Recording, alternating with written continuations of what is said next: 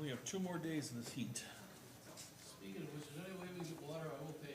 I'll pay somebody. I got it. Thank you. I'll take over.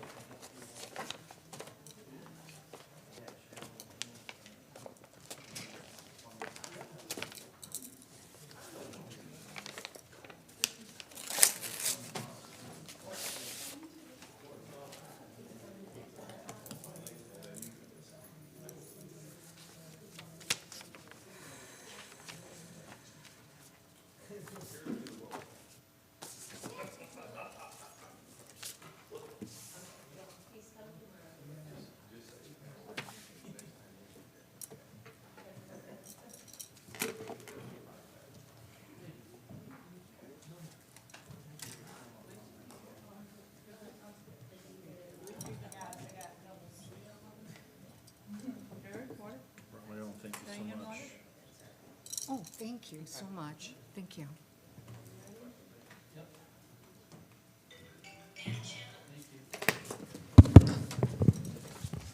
Good evening, everyone. The June 23rd, 2025 regular board meeting for Clintondale Community Schools is now in session at 6:33 p.m. Would you please rise for the Pledge of Allegiance?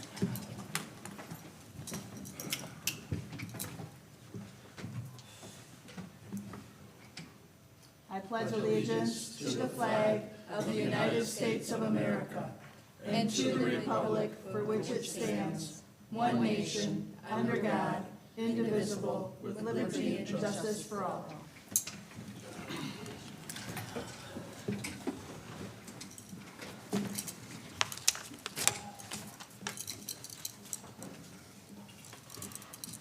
Madam Secretary, would you please take the roll call?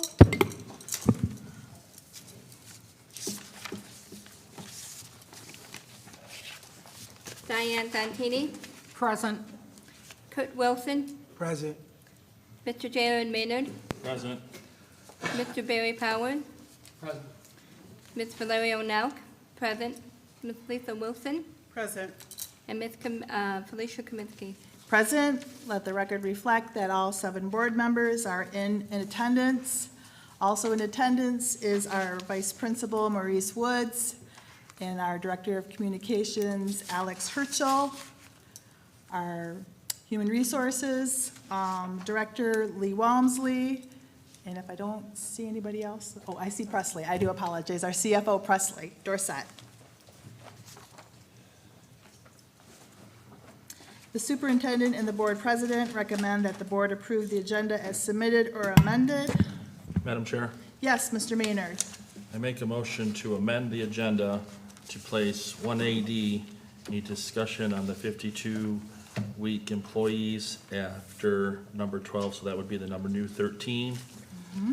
And then move that closed session to number 14, and then add, next closed session would be 15, and then add 2AD and 3AD as 16 and 17, with the final closed session listed as 18.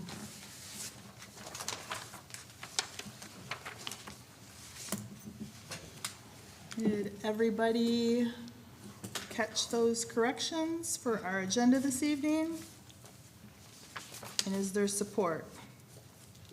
Support. Ms. Wilson supports Mr. Maynard's motion. Is there discussion? Yes, Mr. Powers? I oppose the motion, and I'll be prepared to explain why. But I note that the movement, Mr. Maynard, has not provided any reason. A, why these things need to be made a part of our agenda tonight. B, if they are to be made a part of the agenda, why did we not get notice, and what's the emergency, and why do we have to act without having an opportunity to prepare for this motion? And C, if the movement satisfies 1 and 2, what's the reason for the order?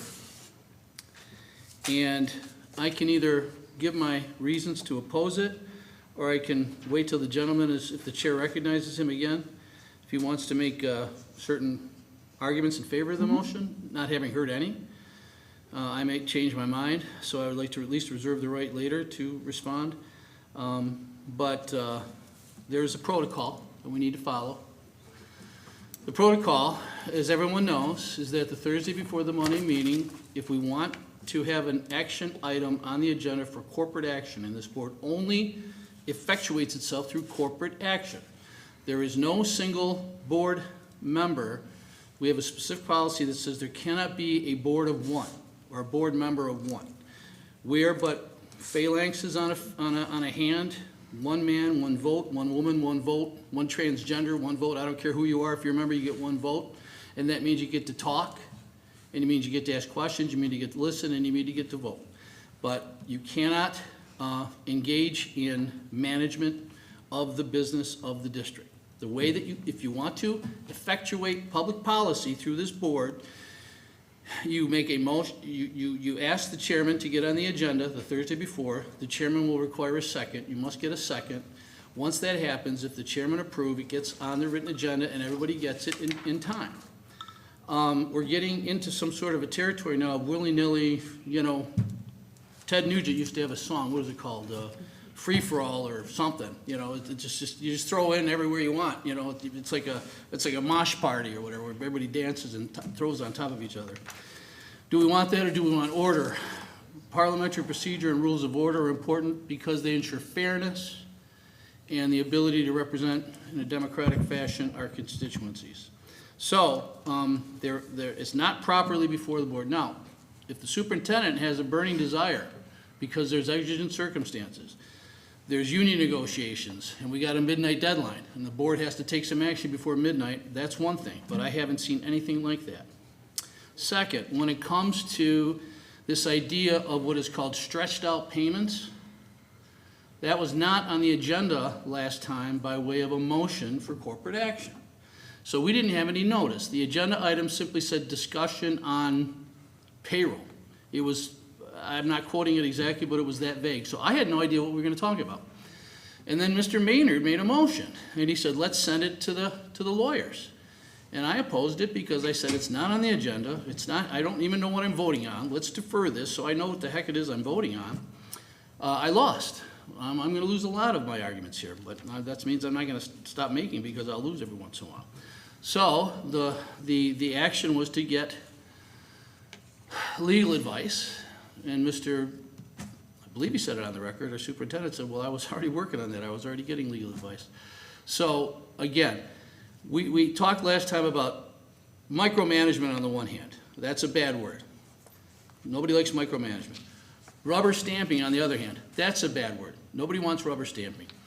Everybody on the board might have their own philosophies whether we should rubber stamp what the superintendent puts before us or whether we should micromanage and challenge what he puts before us. That's your prerogative.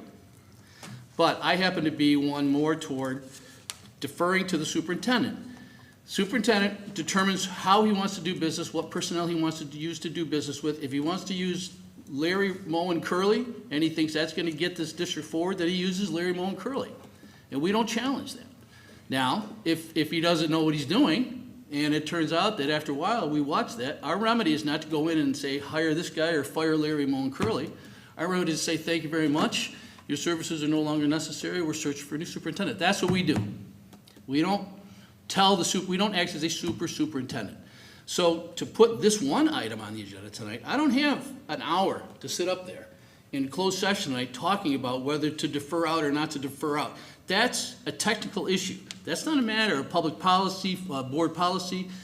If the superintendent wants to jeopardize us and do something that's illegal and we find out later on, of course we certainly won't condone any illegal, but if he's doing something where he's in a gray area, that's his risk and he'll have to account to us. If on the other hand he wants to be conservative and say, listen, everybody would love it if I did it, maybe push the envelope, maybe tested the law a little bit, but everybody's going to hate me, whatever, I'm not going to do it. That's his prerogative. He lives with that. So we have to figure out what it is our role here tonight. Otherwise, it's just going to be willy-nilly, free-for-all. I don't even know what the three items are. AFSCME negotiations, it sounds like that might be exigent circumstances. CE negotiations, if that can be deferred to the next meeting, then why have a special emergency closed session meeting tonight? Pay schedule for non-52-week employees, that's not a board issue. That's not up at our level. We set policy. We don't determine payroll schedules.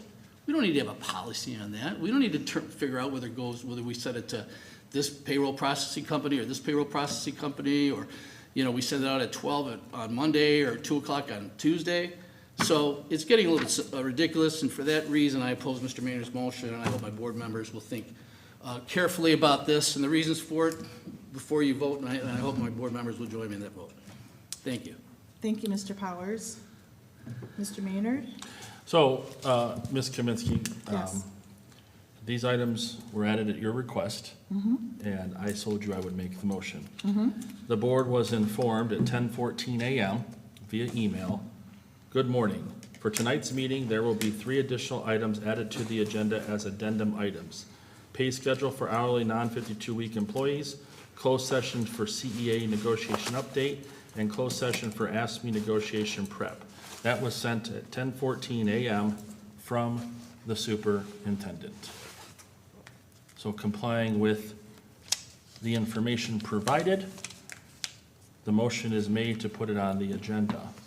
It is not improper. We have brought addendums many times prior. This is not a personal item from Mr. Maynard to discuss any of these, as it, in my opinion, seems to have been directed, Madam President. Yes. It is simply complying with what you felt needs to be done. I didn't realize it wasn't you who was making the motion. Thank you for pointing that out. If it wasn't you, are you telling me that you were acting as a surrogate for the chairman in making the motion? The chairman brought this little piece of paper. You made the motion, Mr. Maynard. You know you made the motion. Let's The chairman brought quit those with the Mickey Mouse. recommendations. I think that the taxpayers and the public would appreciate it if we stopped the Mickey Mouse and get on with business and move on.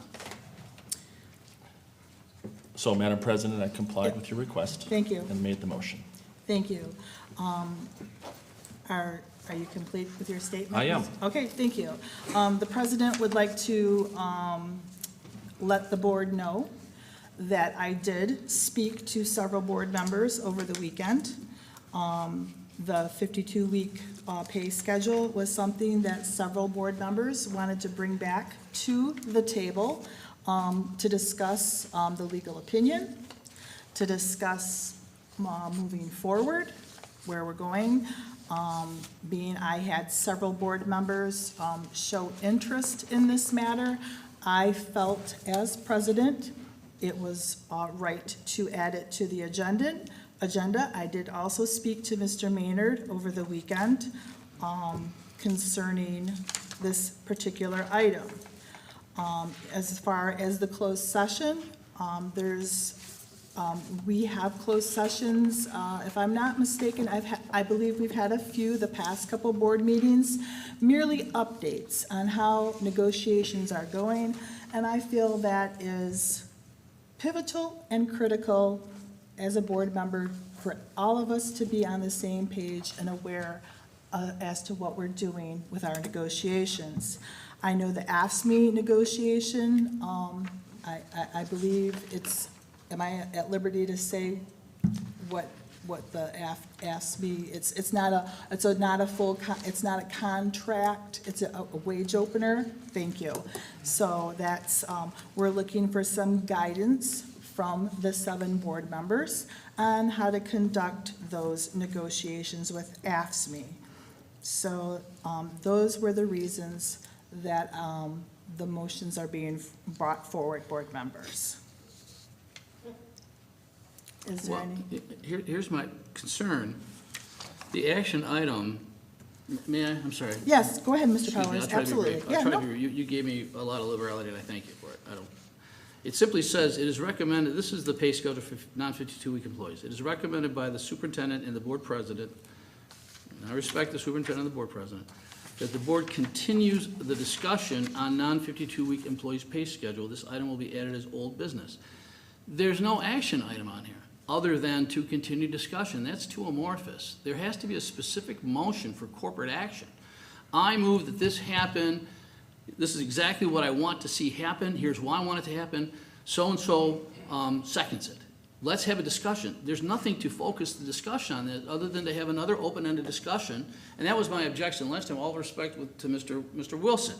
I appreciate, he actually acts perfect good faith. He's there for the best of hearts and intentions to get this stuff resolved. But it has to, I don't know that, if we do this, then every meeting I'm gonna say is, listen, I wanna talk about, grade point averages.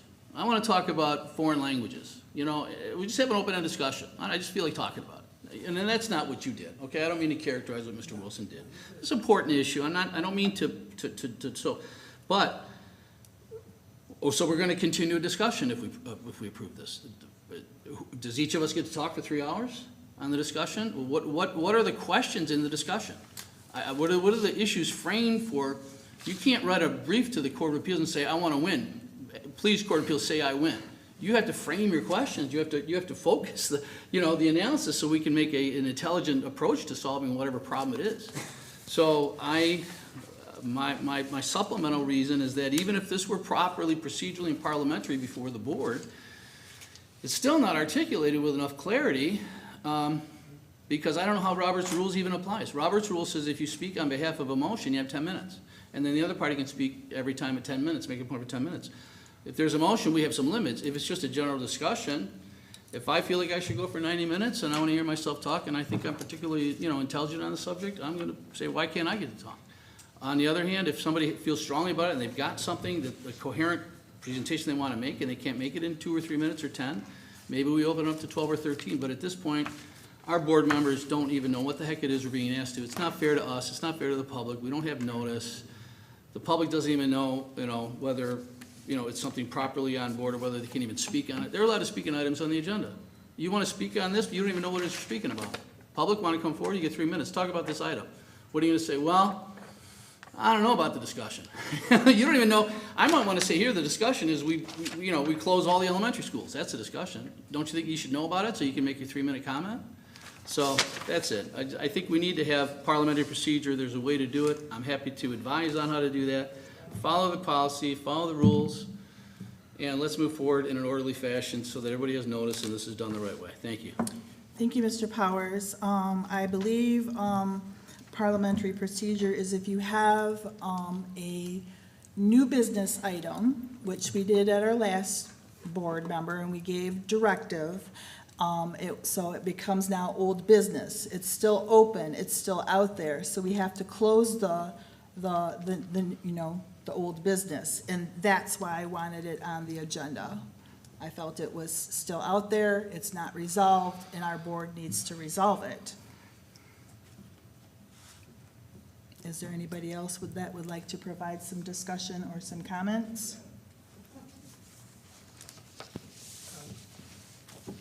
Yes, Mr. Wilson? I understand what Mr. Powers is saying. I think in the first meeting, there were questions that were asked, and it was sent to the lawyer because some of those questions were asked, but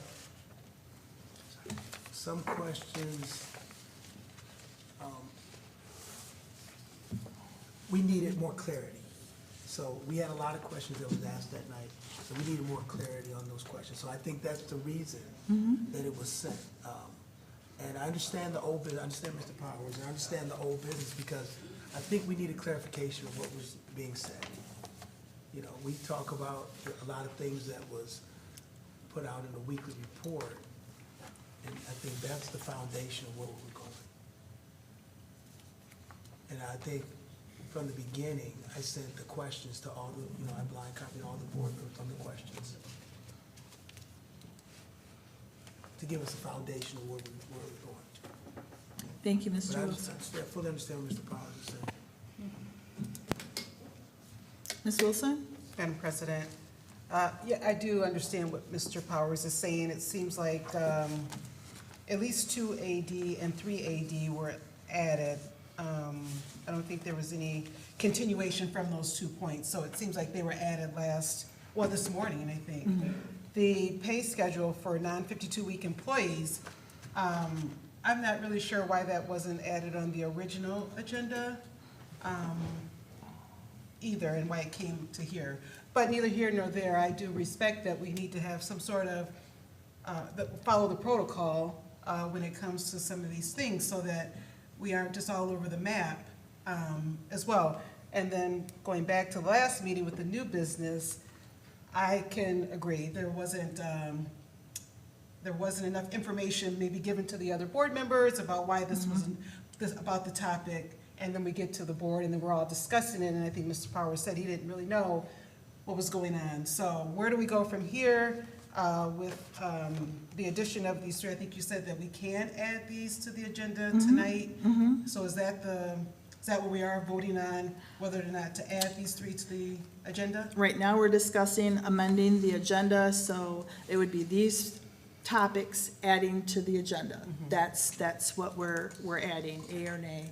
That's ultimately, yes, Mr. Wilson? And I also remember, we were concerned about the date. The superintendent had a date of June 30th on there. I think that kind of played into, adding it to the agenda now, because, and I know this is June 23rd, so, but I do think June 30th was a date out there. Yeah, to hold this off to our July 21st meeting June 20th. was not, we're working within a contract, contractual, Yes, ma'am. a deadline, a pay schedule. Is there anybody else that wanting? Yes, I'd like to also respond. I also think why this came to our attention and why it came to the board. I understand what Mr. Powers is saying. We allow the superintendent to do his job. We shouldn't be getting involved with that. But what came to the attention of some board members is the feedback and the information that was provided to the folks that are affected, right? We get it, Mr. Jazarek, it is his responsibility. But how I see it, if something is brought to our attention, and what if there is a risk? Do we allow Mr. Jazarek, knowing that it is not his intention to make a risk, do we just allow the risk to happen and not say or do anything when we've been given information, we've done some research, and maybe we found something, I don't know, I'm not gonna say aligns to, the issue. So I think that was also the bigger reason why this topic on the 52-week came to the board. And what we were just trying to understand, whichever way, I shouldn't be talking to you, but whichever way the decision goes, I think we would want to make sure that we are best informed to be able to make the right decision. When it comes to the board, we went to the attorney to get information to help us get an informed decision. So that's why the pay schedule thing came back around. And I have to agree, I have to agree with Treasurer Powers. We have gone too long with going along with whatever flows. We have given the job of superintendent to Mr. Zandrick. He has done, in my opinion, a fairly good job. I've seen him work on certain days, and I think he's quite capable to tell when someone should be paid in 52 weeks or whether we can condense it to 45.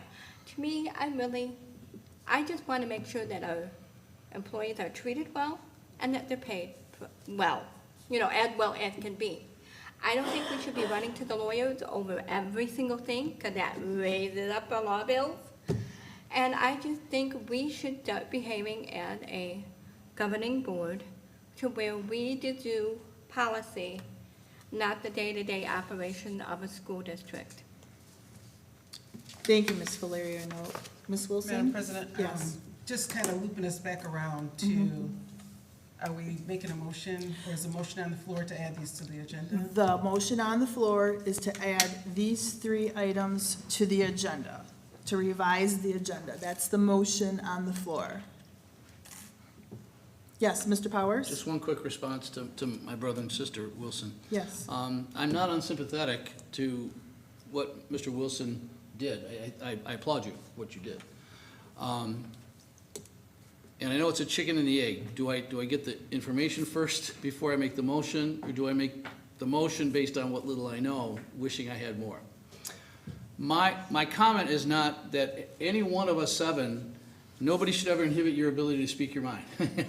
You need a second, and that's all you need to get on the agenda and to get the podium. You may not get that, so if you don't get that, sorry, you're out cold. Okay, but if you get that, so I'm not saying that there was not a proper vehicle, and I know the chairman was put into this position, and it takes a while and it's easy for me to criticize the chairman. I don't want to do that. And I know it took me a while as a board member to kind of get a feeling, for how it goes. So I don't mean to be critical of my brother.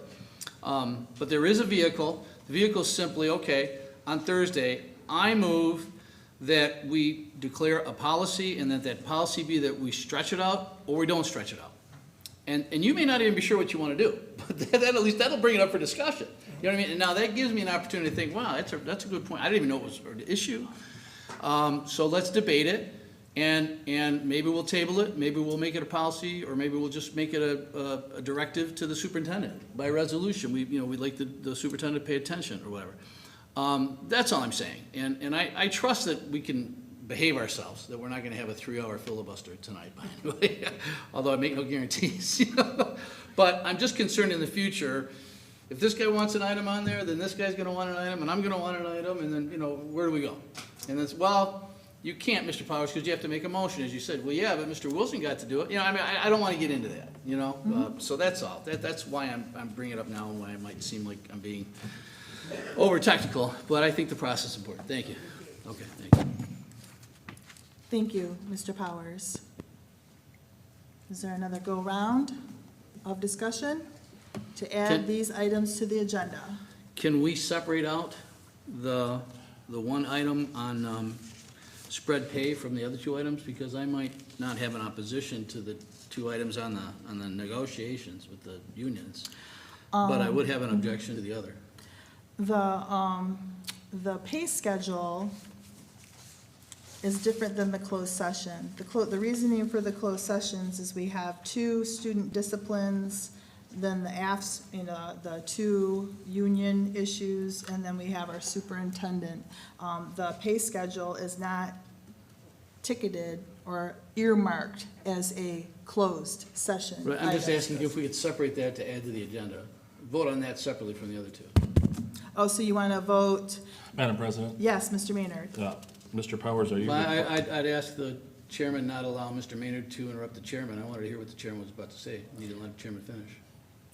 Mr. Powers, you wanted to know if we could vote each item on its own individual merits. Am I Well, at least understanding? separate the pay schedule one out from the other 2 closed sessions. Okay. My argument really only went to the pay schedule one, not to Okay. the other 2. So in order for that to occur, the original motioner and the supporter would have to withdraw, and a new motion would need to be made to do that. Madam Chair, Yes, Mr. Maynard? all my esteemed colleague, the treasurer, has to ask is if the motion maker will add a friendly amendment to separate the 2. And had he asked that, he would find that the motion maker would agree to that stipulation, as long as the seconder agrees to that stipulation. So hearing that everyone is Mr. Maynard is amenable to change the motion, my supporter was who, Ms. Valerio Noak? Was it Mrs. Wilson? Thank you. Ms. Wilson, are you amenable to support the new motion? Well, I'm sorry, I think Mr. Maynard was asking me, Oh, asking for an okay. invitation to him. I just took it that you got it. I just took it So, as. and I respect that and I appreciate that. I don't think I need to ask your permission. I think I have the right to trump your motion with a motion that supersedes your motion to separate it out. However, as opposed to debating that, I would ask, if you're so inclined, to separate 1 AD out from 2 AD and 3 AD. We did that, yes. And I appreciate I the. think now that's I the appreciate the second. request. And I appreciate your accommodation, and I think we're about to hear a second. Do I have to can I ask a question or before I make the second, or no? There has to be a second Second, before we can discuss. I second. Okay, thank you.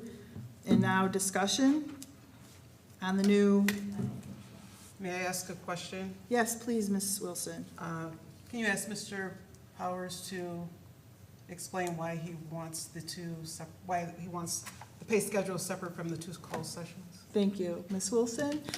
Mr. Powers, would you? Sure, I'd be happy to respond. Thank you. I don't object to the closed session,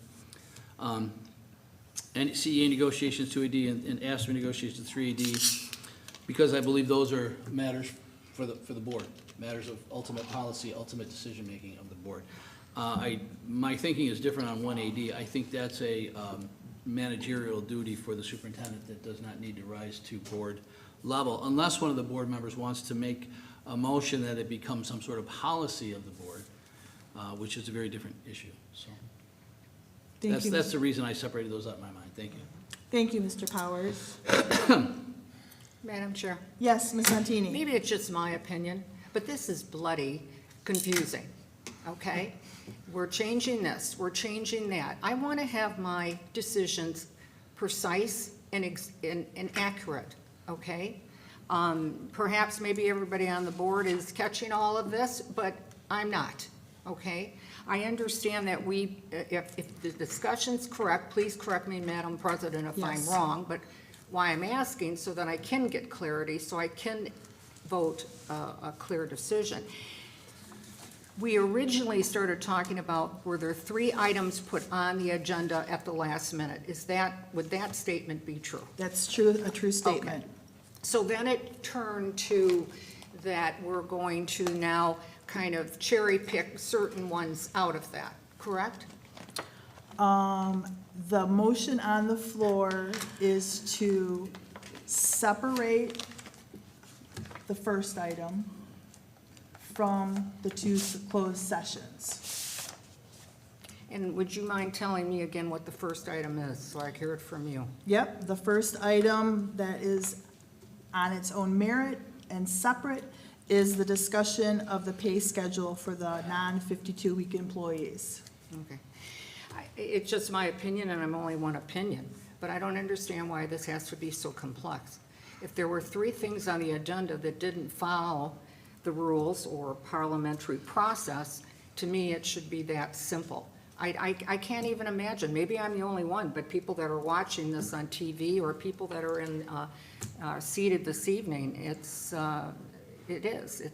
just, Madam Chairman? I don't know why it has to be so complex if we, excuse me, Mr. Bart, if it shouldn't have been placed there anyway, then shouldn't we be just then focusing on that and then voting on that?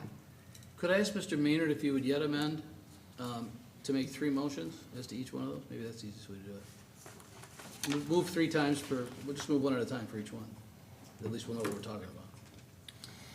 Mr. Maynard, are you so inclined to revise your motion to independently motion the 3 articles on its own separate merits? Well, Madam Chair, I don't have a problem with that. I really don't. I may not share my opinions, I may not share the opinion of my esteemed colleague, the treasurer, but the discussion will come on each one of those, and I don't have a necessary problem, because our discussion on this 52-week issue was a little different than, a little more closer to, my opinion being a little more closer to Mr. Powers, as you know. Not necessarily in alignment, but that's particularly there. So if you would like to vote on each 3, I don't have a problem to vote individually on each 3. It makes no difference to me. If that makes you all happy, and Lisa is on board with it as Ms. Wilson is on board with it as a seconder, I have no problem with that. Thank you, Mr. Maynard. Ms. Wilson, are you so inclined to support I support. the new motion to individually vote these 3 items onto our agenda? I support. Thank you. So now, the motion is to add these 3 items. We're voting individually on these 3 items as opposed to the group of 3, correct? Thank you, everybody. All right. Is there any further discussion on the agenda changes? We just need a motion as to which one is to be added, Okay. and then the second one, and then the third one. I think, right? My motion was to vote individually on each, so we just roll with the first 1 AD, I think, would be 1 AD, appropriate, and then, So the motion is to add 2AD. 1 AD, and the second. That's all we're talking about. So we're amending the agenda. wait 1 second. My motion was to make sure they're voted on individually. Correct. That's what we changed to, Yes. okay? So you have to Well, vote. I don't know if that's gonna allay Ms. Zantini's confusion. I think if you just say, I hereby move to add the pay schedule to the agenda, then we know what we're talking about. Okay. Yay or nay? If you win, you win. Then the next one, I move to have CEA negotiation. I move for ASME, that's all, with 3 motions. We're amending to change the agenda. Topic number 1 is the pay schedule. Okay, We vote on that. Amend the agenda to closed session, CEA negotiations. Amend the agenda, AFSMI negotiations. Yes, Ms. Santini? Thank you. Yes. Okay, just one last question. And I used to do this back in 2023, and our president, Mr. Maynard, was always kind enough to take the moment and answer my question. I appreciate that, and I know you're doing the same, so I appreciate that as Thank you. well.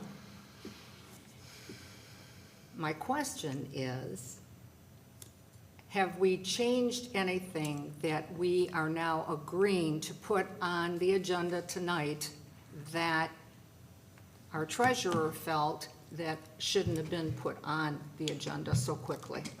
That's what my question is. Is that what I understand how you've separated everything in 3. That I get. I just want double clarification. Are we, what we talked about in the very beginning, that there was a discussion whether or not these were put on too prematurely and not enough time for board members to follow a process. That's where I need my clarity right now. Thank you.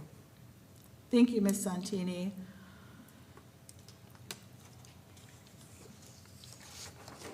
It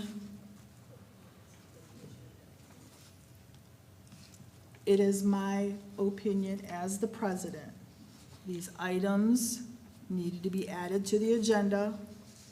I spoke with several board members that needed, we're in agreement. It is in our policy that, if 2 members move forward to add something to the agenda, they can put it on the agenda.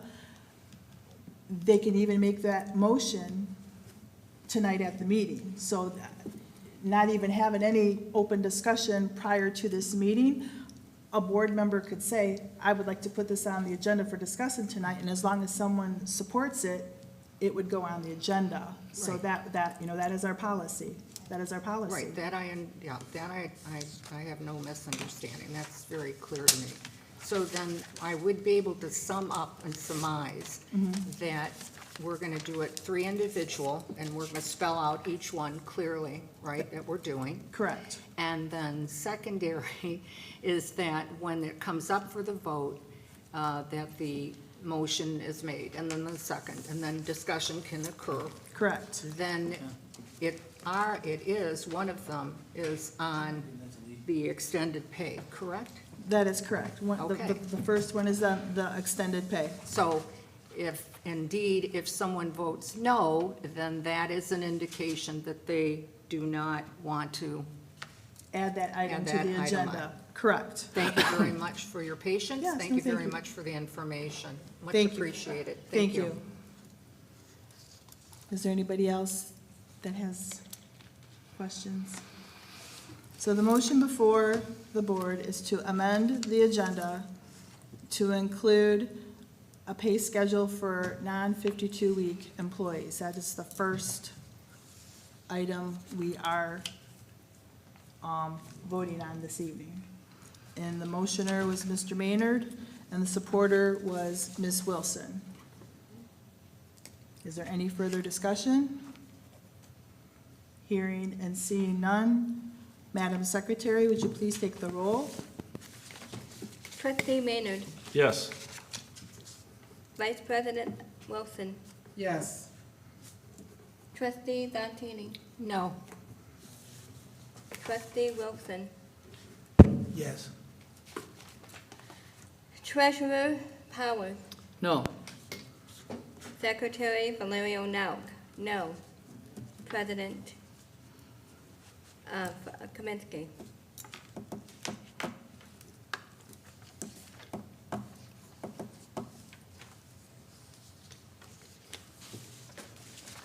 Yes.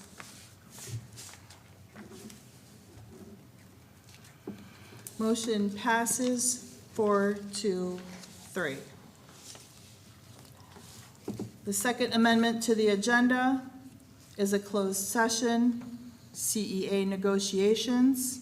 It is recommended by the superintendent and the board president that the board enter into a closed session as authorized by Section 8C of the Open Meeting Act to discuss CEA negotiations. Is there a motion on the floor? Motion. Mr. Wilson, thank you. Is there support? Support. Ms. Wilson, thank you. Is there discussion?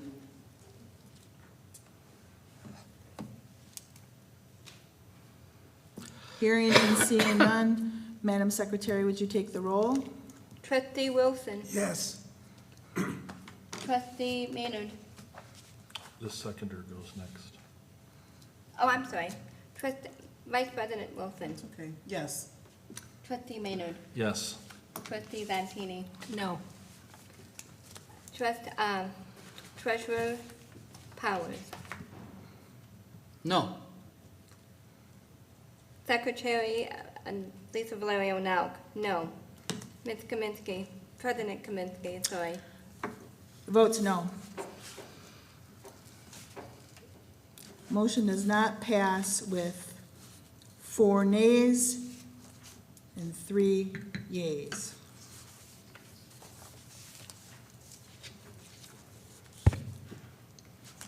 Second, or the third item, agenda item, to amend the agenda to add this item, a closed session regarding AFCSME negotiations. It is recommended by the superintendent and the board president that the board enter into a closed session as authorized by Section 8C of the Opens Meeting Act to discuss AFSCME negotiations. Is there a motion on the floor? Motion. Ms. Wilson, thank you. A supporter? Support. Mr. Wilson, is there discussion on this agenda item, or proposed agenda item? Hearing and seeing none, Madam Secretary, would you please take the roll call? Vice President Wilson, No. trustee Wilson, No. trustee Maynard, No. trustee Santini, Yes. treasurer Powers, What's the motion? This is to add the AFSCME negotiations closed session. No. secretary Valerio Nauk, no. President Kaminsky. Votes no, motion does not pass. It was 6-1.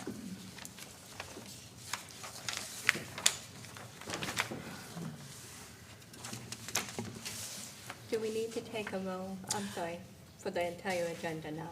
Yes. Okay.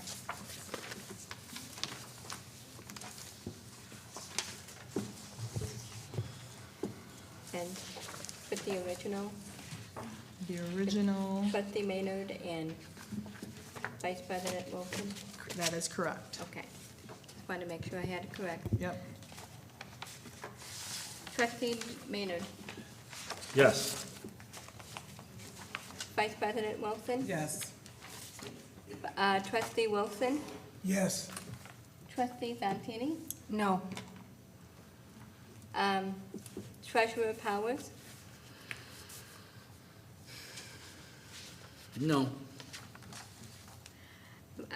Secretary Lisa? Yes. And President Kaminsky?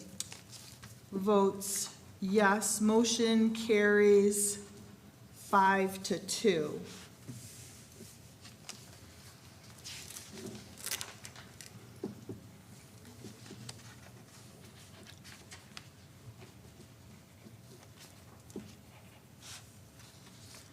The next item on the agenda is approval of the minutes. The superintendent and the board president recommend that the board approve the May 28th, 2025 regular meeting minutes, June 9th regular board meeting minutes, June 9th closed session minutes. Is there a motion on the floor? Motion. Ms. Wilson, thank you. Is there support?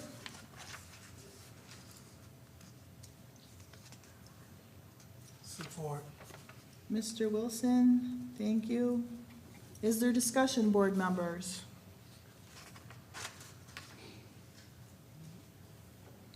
Hearing and seeing none, Madam Secretary, would you please take the roll call?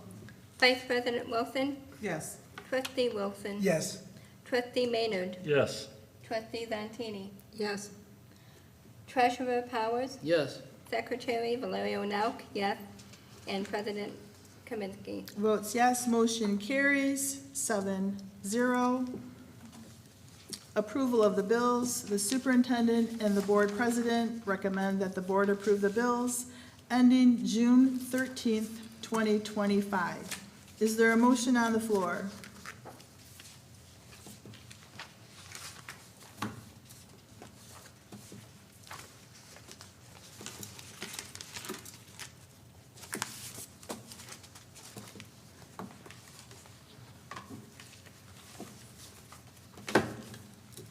President will make the motion to approve the bills ending June 13th, 2025. Is there support? Support. Mr. Wilson, thank you. Is there discussion, board members?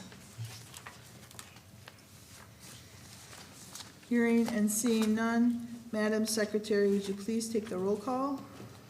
President Kaminsky, Votes yes. Trustee Wilson, Yes. Trustee Maynard, Yes. I'm sorry, Trustee Zantini, Yes.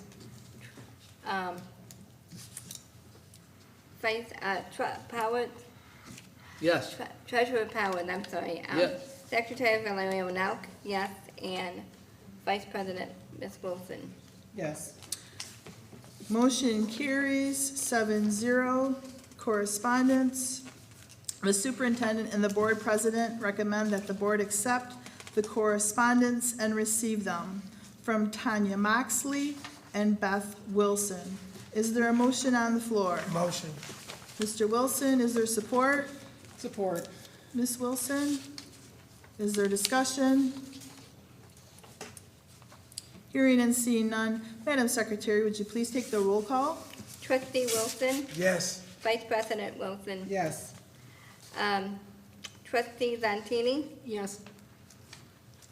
Trustee Maynard, Yes. Treasurer Powers, Yes. Secretary Valerio Nauk, yes, and President Kaminsky. Votes yes, motion carries 7-0. We are now at the superintendent's report. Mr. Janzarek, would you please take the microphone?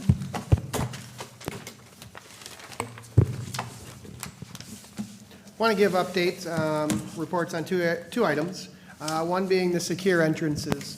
Carla Kelly met with Wakely and Associates as well as the contractors in regards to the secure entrances, and on June 30th, materials are going to start coming into the buildings, and on July 7th, the work is going to begin.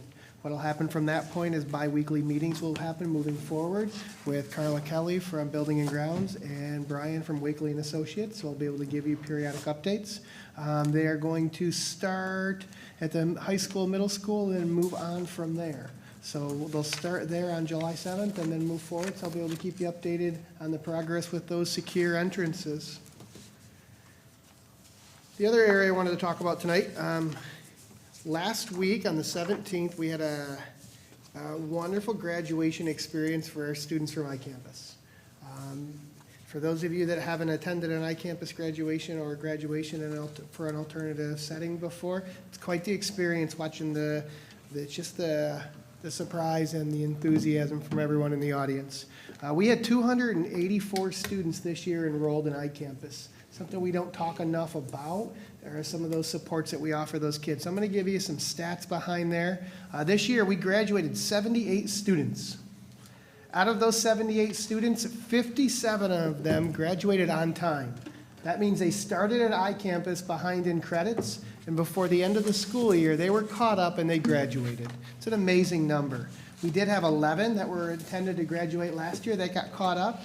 5 from 23, 4 from 2022, and we had one student that was supposed to graduate in 2021 that I had a chance to talk with to hear his plans. I tell you, the smile on his face from across the room, he lit up when I walked in the cafeteria to go talk with him, and he got to share with me what his plans were, what he was doing now, and then what his plans are. We don't celebrate those students enough for that hard work of trying to come back. We've had students right now in our I campus from everywhere from the 6th to the 12th grade. Moving into next year, we already have 62 11th graders working towards graduation. Students that enter into the I-campus, they enter in for a reason and they all have a story. But a majority of them are all behind in credit. Some of them show up with maybe 1 or 2 classes behind. Some of them show up with 0 credits from their traditional high school experience, and it's their job to get caught back up.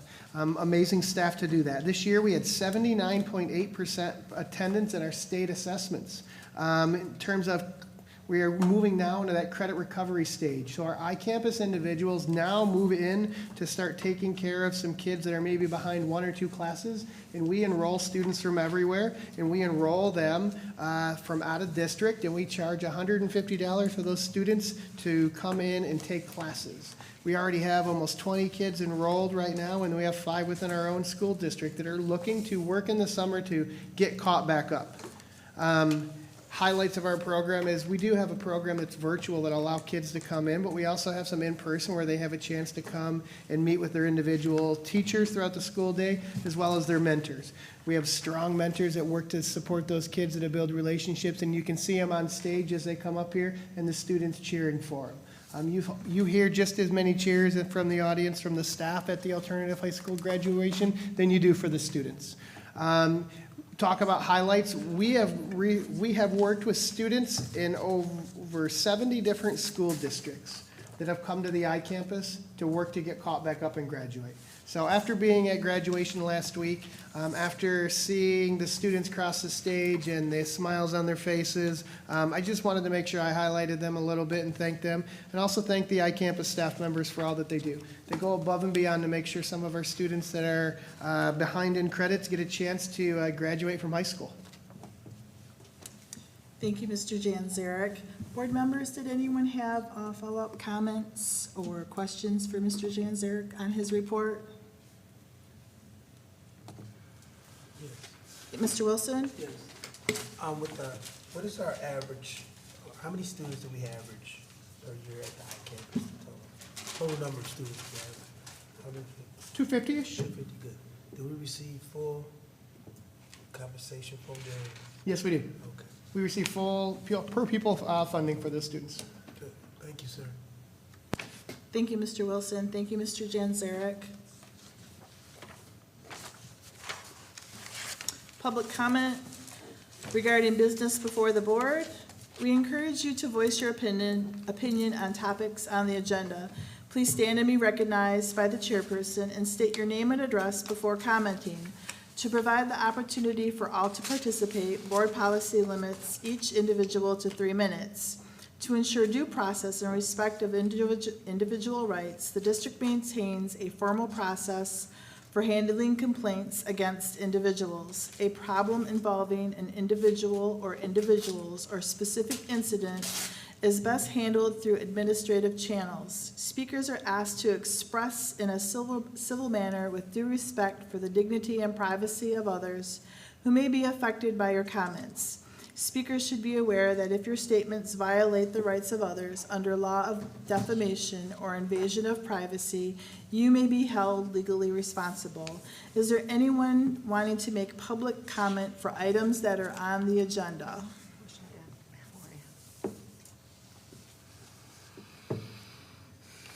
Seeing none, consent item number 1, career option leave. The superintendent and the director of human resources recommend that the board approve a career option leave for Tanya Moxley, instructional assistant for the 25-26 school year. This is a provision per Article 18, number 3 of the ASME Master Agreement. Is there a motion on the floor? Motion. Ms. Wilson is making the motion. Is there support? Yes. Pres- Yes. Mr. Wilson, thank you. Is there discussion? Hearing and seeing none. Madam Secretary, would you please take the roll call? Vice President Wilson, Yes. Trustee Wilson, Yes. Trustee Santini, Yes. Trustee Maynard, Yes. Treasurer Powers, Yes. Secretary Lisa Valerio Nauk, yes, and President Kaminsky. Votes yes, motion carries 7-0. Non-consent, item number 1, resolution authorizing issuance of notes in anticipation of school aid. The superintendent and the chief financial officer recommend that the board adopt the resolution authorizing the issuance of notes in anticipation of school aid in the amount not to exceed $3,500,000. Is there a motion on the floor? Motion. Ms. Wilson, is there support? I'll support it. Mr. Maynard, is there discussion? Madam Chair. Yes, Mr. Maynard. Madam Chair, this number is different than the number that we were told in the Finance Committee meeting a half hour ago. Is there an explanation why it's 3.5 and not 2.8 something that we stated in the Finance Committee? That the document should be sitting on this table for everybody to see. Maybe I'm missing it. Is it not here? Is the school loan document not with us? All right, let me look to see if it was in our board packet, because I know there was a document in the board packet. No, I read the board packet document. The document we got in the Okay. Finance Committee meeting said 2.8 million. We were borrowing 2.8 million, which is significant to us because it's the least that we have borrowed Yep. ever since this new board has been constituted the last 3 years. Yes, Ms. Dorsett? Okay, so when it comes to that, that's just the resolution from Miller Canfield that we get right off the bat. That's not constituting what we are borrowing, it's constituting what we can borrow up to. So yes, we are only borrowing the 2.8, but that resolution is drafted before the cash flows by Miller Canfield. So they immediately put in kind of like the max that we can borrow, which is the 3.5. If you look at last year, I believe that the item that was in the board packet was up to 6 million, and that's not what we borrowed, so. Thank you, Ms. Dorsett. Madam Chair, Yes, Mr. Maynard? that's great that we get a blueprint, but I think, you know, the board should know that it's 2.8 million. And then if we're gonna exceed our 2.8 million, which is what we were just informed in the policy, or the Finance Committee, that should come back to the board. This now gives a license for another $700,000 plus interest, and the board would just be like, we didn't even know what was going on. So I would like to see it say 2.8 million, just as we discussed in the Finance Committee. Thank you, Mr. Maynard. I will go ahead and state that if this isn't passed tonight, then the district will be in a very unfortunate financial position. It's due July 1. I would never be unethical or unmoral in my position and do something that I said I wasn't gonna do. 2.8 is what we're looking to borrow. As I said, last year, when Mr. Maynard was president, the motion was 6 million and it passed just fine, so. Madam Chair. Yes, Mr. Far be it for me, for the finance director to think that her integrity is being challenged here on the situation. We have 2.8 million inside of the Finance Committee. We said 2.8 million, okay? Whether what we did last year, we floated it up, we floated it down, okay? What she doesn't know is last year there was almost a mistake where her predecessor put in for the 6 million. And if it wasn't for the superintendent catching it, we would have borrowed the 6 million. Actually, I do So know excuse of me, those errors. excuse me, Ms. Dorsett? okay? I understand, but the 7 of us. Now, I'm gonna go ahead and exit now because this is inappropriate in the way you guys are behaving. Ms. Dorsett, interrupting a board member while they're speaking It's is uncalled for. Madam I'm Chair. gonna go ahead and take my leave now. Madam Chair. Ms. If you have Dorsett? questions Madam regarding the Chair. budget, please feel free to let me know. Ms. Dorsett, please let Mr. Maynard finish his statement. So, Madam Chair, 2.8 million should be what the number is. Thank you, Mr. Maynard.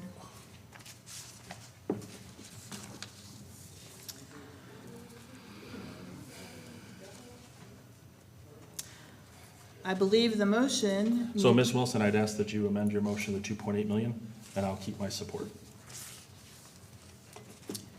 The new motion is for $2,800,000. Mr. Maynard, you are the supporter, correct? Yeah, if she changes it, I'll Okay. change it. So Ms. Wilson, are you amenable to change the amount for $2,800,000? Yes, because it's based on what we just heard in the finance committee. Thank you. So, Let the record reflect that the school aid in the amount is not to exceed $2,800,000. Is there further discussion? I have a question. Yes, Ms. And this is Valeriano. actually, if you would allow me to ask Treasurer Powers this. Mr. Powers, Yes. I'm sorry. I'm just- I don't mean to put you on the Did spot we lose our, here. Yes, sir. But if you can you share with us what was, yeah, I'd be happy, what I was was gonna discussed comment in on the, this so anyway. that I know, I have a clear understanding of what's going on. Yeah, no, thank you, and I can simply say that we had a very brief meeting, and the meeting was to approve last-minute improvements to the budgets that we are voting on for 24, 25, and 25, 26.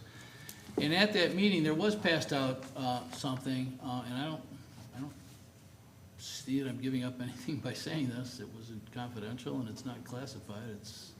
But anyway, we got a document entitled Michigan Finance Authority, and I quote, Michigan Finance Authority State Aid Note Loan Program Cash Flow Workbook, August Series 2025 Borrowing Summary Worksheet. And then we also, and maybe Mr. Maynard can clarify this, we also got a second thing called Michigan Finance Authority State Aid Note Loan Program Projected Cash Flow Workbook, August Series 2025 Cash Flow Worksheet. I guess this is page 202. In my page 1, there are 4 columns. One says 7 set-asides, 5 set-asides, 3 set-asides, and then no set-aside with a footnote. I believe that's what Mr. Maynard is referring to, perhaps. No set-aside footnote 1, a no set-aside borrowers must demonstrate the ability to repay their note. In other words, the ending balance in August 26 must be positive after repayment of the note. And then the borrowing amount stated in there is just the 2.8 million, which I think I'm following you, with an estimated rate of 3.5%. Sure. The next, I'm not sure what no set-aside means, but that has the green highlighting and the yellow highlighting. And again, I didn't author this and it was not explained to me. I can just read it like anybody else can. But then it says principal and interest is 2.898. So I don't wanna say we're going with 2.8 and then handicap ourselves when we need 2.898. Now, it was a very quick exchange with Ms. De Rosette, but I think what she said was the way that the Miller Canfield boilerplate resolution is proposed is they put some breathing room in there to make it the 3.5. And then there was a little bit of a jump in logic there in analysis to say now, if we agree to 3.5, but we only need 2.8, now that leaves some sort of discretionary of, 700,000 that somebody's gonna, slip through or something like that. I assume we would have to approve that. So I think it might be a tempest in a teacup, and I wish we could get Ms. De Rosette back, because I don't think anybody meant to hurt anybody's feelings, but at any rate, so I don't know that to answer your question, Secretary Valeriano, I don't know that it really makes much of a difference. There must have been a reason the superintendent put in 3.5. And again, I'm not offended by the 3.5, although I appreciate Trustee Maynard's clarification. If it is 2.8, then yeah, we should approve 2.8. If it's 2.898, we should approve 2.898. If it's 3.5, subject to later, analysis and critical review and possible, approval by the board, yeah, by all means. So again, I sympathize with Brother Maynard, I sympathize with Ms. Rosette, but, I think it's a tempest in a teacup, and I hope that that's what little I know, Ms. Valerian. I hope that answers your question. It did a bit, thank Yeah. you. Madam President? I saw Mr. Wilson Sure. first. Thank you. Go ahead, Mr. Wilson. So to make sure I understand, it's in the committee meeting, 2.8 was mentioned. Mm-hmm. And once we got here, 3.5 was in the paperwork. Okay. Yes, so I do agree with Mr. Maynard. And everyone knows that any organization, you borrow what you borrow. If it's 2.8, then I wouldn't give anyone a blank check. That's the bottom line. Thank you, Mr. Maynard, for pointing it out. Thank you, Madam Chair. Mr. Wilson. Yes, Mr. Maynard. To Mr. Powers' point, I did miss the 8-9, so maybe it's prudent for us to go 3 flat, just in case, and call it a day. Or 2.9 would be, no more than 2.9. 2.9.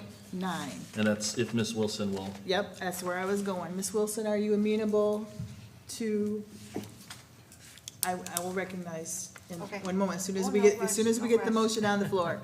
Are you amenable to the new motion for an amount not to exceed $2,900,000? Yes. Okay, thank you. Yes, Ms. Zantini. Okay. That gives that wiggle room.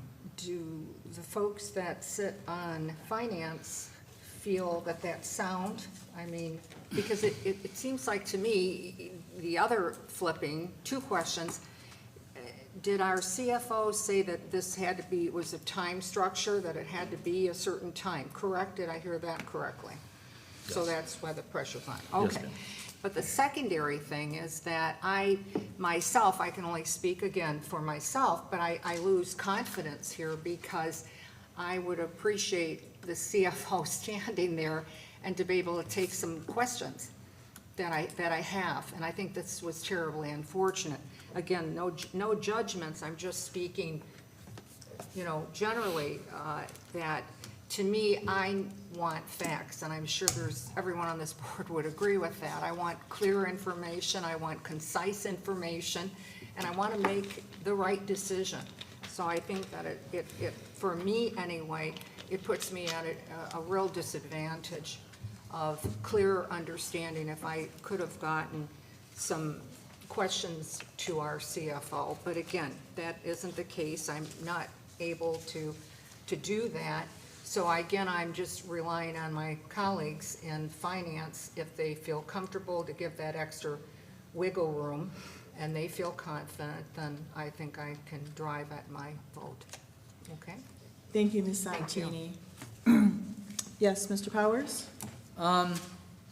Yes, thank you, Madam Chairman. The only other comment is, before I vote, I'd like to have the benefit of other information if it's available. I think the way this is supposed to go is that Mr. Janzarek is here to answer possibly questions if he wants to. I don't think the superintendent has any obligation to answer anything we put to him, and this is not, appropriate time or place or purpose to grill the superintendent. However, given that the superintendent is the proponent of the resolution, along with the chief financial officer, I noticed the chairman did not, sometimes you see it's recommended by the chairman and the superintendent. But this is simply recommended by the chairman, so I assume that until the vote comes, the chairman is not yet ready to voice an opinion on it. I don't want to put words in the chairman's mouth. Thank you. But, so I guess I would like to put it to the superintendent and the chief financial officer, and perhaps if we need to adjourn or table them, I'm not sure what exigencies that we're working under, Mr. Superintendent, as to whether you need an answer tonight. But given that we don't have the benefit of the chief financial officer, who is the proponent of this, perhaps we should either table it or ask the chairman if we might put the question to the superintendent, Madam Chairman. Why do you move that we so resolve the 3.5 million? B, what are the time pressures that we're under to make the decision, and what are the consequences if we do not act in a timely fashion? And C, is it in fact a tempest in a teapot between 3.5 and 2.8 or somewhere in between? if I make myself clearly. But again, I would just ask that, certainly it's not the superintendent's, it's Correct. his prerogative not to answer that, Yep. he owes us no obligation, but I would like to have that information before we vote. Mr. Janzarek, are you comfortable giving that information to the board members? Thank you. So it says here that we are looking to recommend that the board and resolution authorize insurance up to, amount not to exceed exceed, 3.5 million. So what happened is that number came from the state in terms of us looking to borrow. Every year we get a number that we cannot exceed. Now, obviously, it's very similar. You don't want to max something out. You don't want to take, if we're making the right financial decisions, we want to go underneath that number. So at the Finance Committee meeting today, we had that discussion that, yes, we have the ability in previous years to borrow, and our amounts have gone down. I don't have them in front of me, but we have continued to reduce the amount of money. And for everyone out there, we're talking about borrowing because we need to be able to pay for everything between now and the first day of school. So we have to borrow money every year to make payroll, to pay bills, to do everything, because school systems are on this great system where we end in the end of June, and July 1st we start, where the actual fiscal year for the state of Michigan doesn't start for a while, so we have a gap there.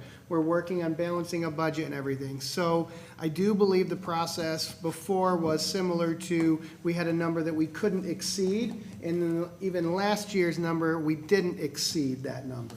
In terms of a time frame, absolutely. If we do not have this done and submitted by July 1st, we will not borrow any money.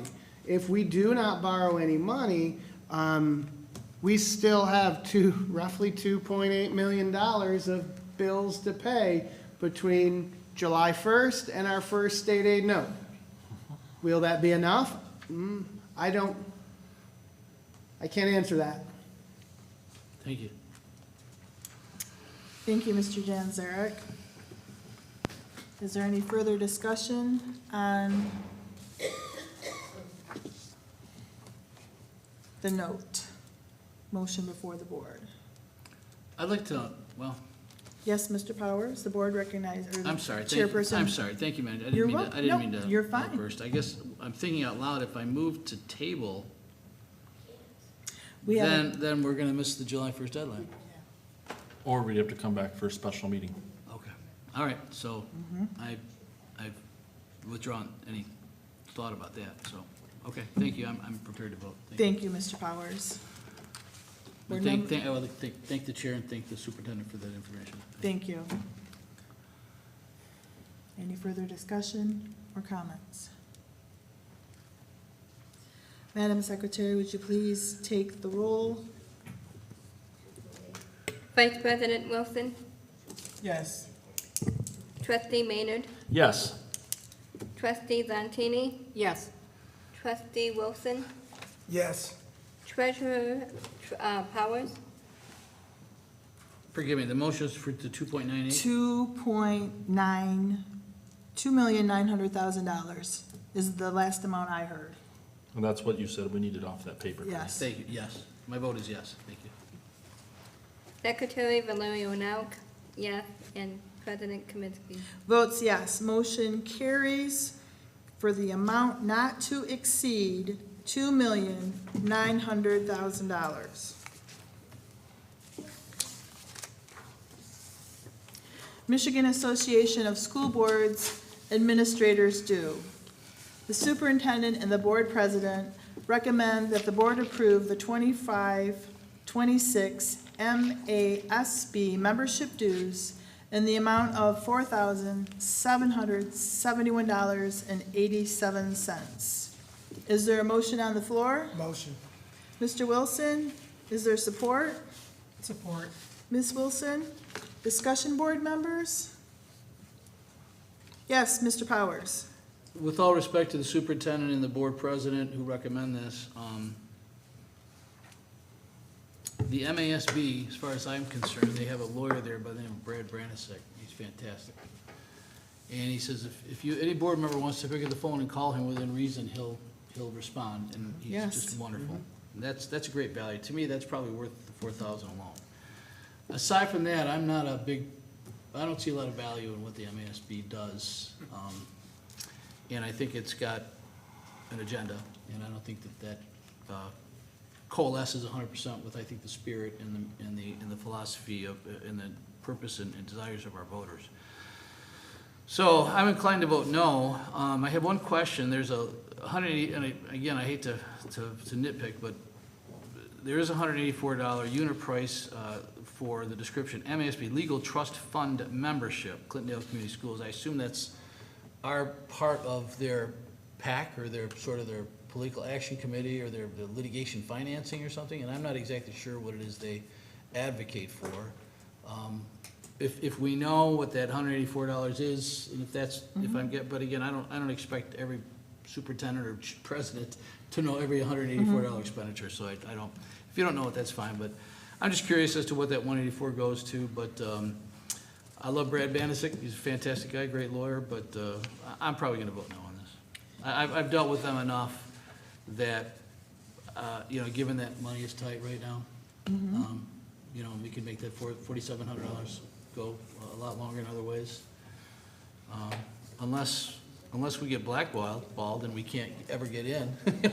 Let's try for a couple of years, see if it really hurts, and then if we want to get back in, we'll ask to get back in. I assume if you write a check and you're breathing, they'll let you in, but thank you. I'm gonna vote no, so you guys know, if you hear me vote no, it's like, where did that come from? That's where it came from. Thank you. Thank you, Mr. Powers. Mr. Janzarek, are you comfortable? I do believe I asked about that in our meeting last week, about the $180-some fee, and we were going to research that. Do you recall what that was? Thank you. Thank you. And I'm sorry, may I amend just one last thing? Yes, Mr. Powers. There's one other reason, and again, no disrespect to Mr. Janzarek. He remembers it was a rough and tumble time when we were interviewing candidates, and we had a lot of people vying for that position. But I think the members of the board who were here at the time might recall that there was a viable superintendent candidate who timely put his name in and filled out all the requisite, satisfied all the requisite conditions, and the guy with the Polish last name from MASB, somebody whose name I can't pronounce, unilaterally decided that candidate was not somehow qualified, or unilaterally kept that person's name off the list. Now, whether that would have made a difference, whether we still would have, chosen Mr. Janzarek over him or her, but that's another reason I'm not too thrilled with the MASB. Thank you. Thank you, Mr. Powers. I would like to add that, thank you, Ms. Santini. I would like to add, I do recall that, I believe the directive was given to the MASB that we wanted whoever submitted an application, we wanted that application. We wanted the ability to review that. So I do clearly remember that, Mr. Powers. Thank you. Yep. Yes, Ms. Santini. My question might seem an odd one, but that's I have it. When they come up with this price, do you know offhand if other districts, depending on size, whether small or larger than us, is the price exactly the same? Do we know that, or is that something that you don't feel that is important to ask? I do not know the answer to that, if all districts pay the same flat because- fee or. Because that's what goes through my mind. Would there be any, whether that's a set price for everyone, or do they go according to the school, and their enrollment and things like that? Because logically, it would be, the larger the school, perhaps there's more work that they would do for us. And if we're smaller, perhaps we're not calling upon their services as much. So one would tend to think then maybe a smaller school would pay less amount in dues, and that's what is running through my mind. Because, it is a lot of money. It is a lot of money at times when we're concerned about our money flow and the liquid and many other things that's on the table that we are putting off.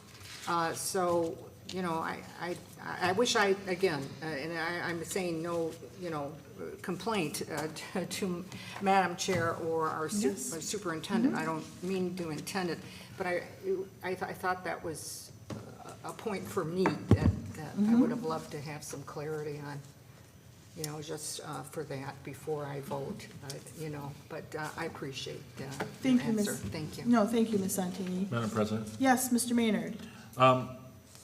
I think this is, I think Mrs. Zontini's question is very, very valid, because we are 6 precincts, 1,500 total students, whereas if you look at Chippewa, they've got 10,000 students, and they're like 3/4 of a township. I think that's very valid. And, you know, we get some things for this membership. For example, they offer some classes and stuff, you know, the first 9 are free paid for, and then the rest are secondary, or we have to split the cost. We, of course, I can't sing the praises of Brad Benishek enough. Free thing, and he always starts out with saying, "Follow your superintendent, and what does your legal counsel say?" So he does have a good thing, a good reminder forward, but he is incredible with understanding. And when I sat in that center chair, it was incredible to have another opinion. And then it was also incredible to have not only Tim Gardner, which, you know, is Thrun, but have Brad. And then to have that conversation, same conversation with Mr. Powers, as, you know, in his attorney mindset / board member mindset. Those days were usually very well learned and very well exhausting. But you do bring up one, I want to also add one point. Scott Morrell did help us at that first meeting. He did very, very well helping us go through the training and go through all that stuff. And then, you know, after, because it was part of our superintendent package, all of us trying to work together, and we all liked him. Yes. And a majority of us, I see the guy every time I go to MASB, and and the stark reminder is of this. Whether or not that individual who put in, and I have no doubt that he put in, because I saw the little email thing that said he put in. My only problem with that is, when asked, I was told he didn't. When Steve was told that he did, well, I'll get back and check with you. Okay, and I think it had to do with the discussion where you or I were saying, no, you don't have to have an educational degree, and several other board members were saying you had to have an educational degree. So that might have clicked the filter, but the problem for me is it was subsequent towards others. So when the next superintendent thing came up, that individual put in, got the email. And I haven't asked him if he's put in any more since then, but I'm sure if that person put in, that he would get the email. So a sour point absolutely is the fact that that was excluded for whatever reason that was excluded, and that is always in the back of my mind with MASB. And, you know, laying it out what we get for it, yes. Cautionary tale is been there, and it has been told, and I know it's in your mind, and I know it's in my mind consistently when we talk about it, if I'm not mistaken. I don't want to speak, I'm speaking through the chair to you, Mr. Powers, not for you, Mr. Powers. I want that to be clear. And I think that's the problem. And that situation, it was rough when we got the right guy. Okay, I absolutely believe that. But it was a rough process. And it was a process that was, we were here till 4:10 a.m. I mean, you know, and I mean, you know, and we went through all the questions and went through that process. And I think at the end of the day, we got the right guy. But the problem with that process is something that I keep in the back of my mind every time I go and look at it. When I take a class from MASB, I look at what they have to present, I download their PowerPoints, and then once the class is over and you pass, because, you know, it's not hard to pass it, I go back and I look at everything that they said to see, you know, what is going on in that class, so I have further information. So this situation has taught me to, how shall we say, President Reagan would say, trust but verify. And that's, so I'm gonna vote for this, but I keep this and very much in my mindset. Thank you, Madam Chair. Thank you, Mr. Maynard. Yes, Ms. Antini? I think I want to just to put it out there on the record, and I agree with Mr. Maynard said. I think Mr. Powers brought up something that was about candidates. If not, then I'm wrong. But what I want to go on record is, and again, I'm not trying to be critical because this gentleman is exceptional. There's no doubt about it. And they, to me personally, were very, very helpful as a new member coming on to take on the awesome task, which I was very proud to serve till 4:15. 4:15, I never complained because I learned so much, and I felt very honored to be a part of it, and I would never regret that or ever complain about that, so I'd like that to go on record. But I think what I'm getting at is that, and my other colleagues that went through it, please chime in if I do have it wrong, but we were told that there were a list of candidates. And that we were told, of course, not to start Googling and doing things like that, and I know I abided by that, and I believe our other members did that too. But we were also told that while looking over the list, if we saw someone, that we could submit their name. And I found one on reading the information that they provided, not by Googling or anything like that. I followed the rules explicitly. And I put it down, and I started to question it. So I actually called. I called them, and I said, you know, I noticed we got further information and was updated where they went and started to vet, evidently. I don't know the correct terminology, but that's the best way I can put it. You're right. Okay, thank you, Mr. Maynard. And I thought, I didn't see this individual's name. And I thought, wow, I know I submitted it. So I really wanted to know. I mean, I do ask, I like to ask questions.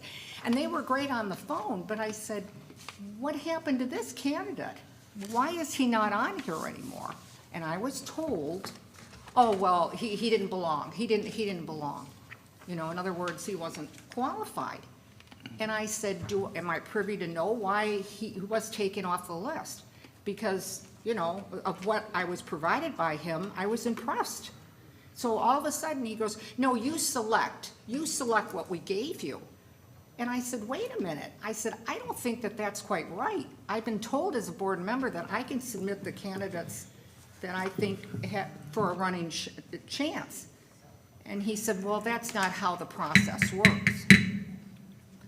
I have a board member talking. Could I have quiet in the audience, please? Thank you. Thank you.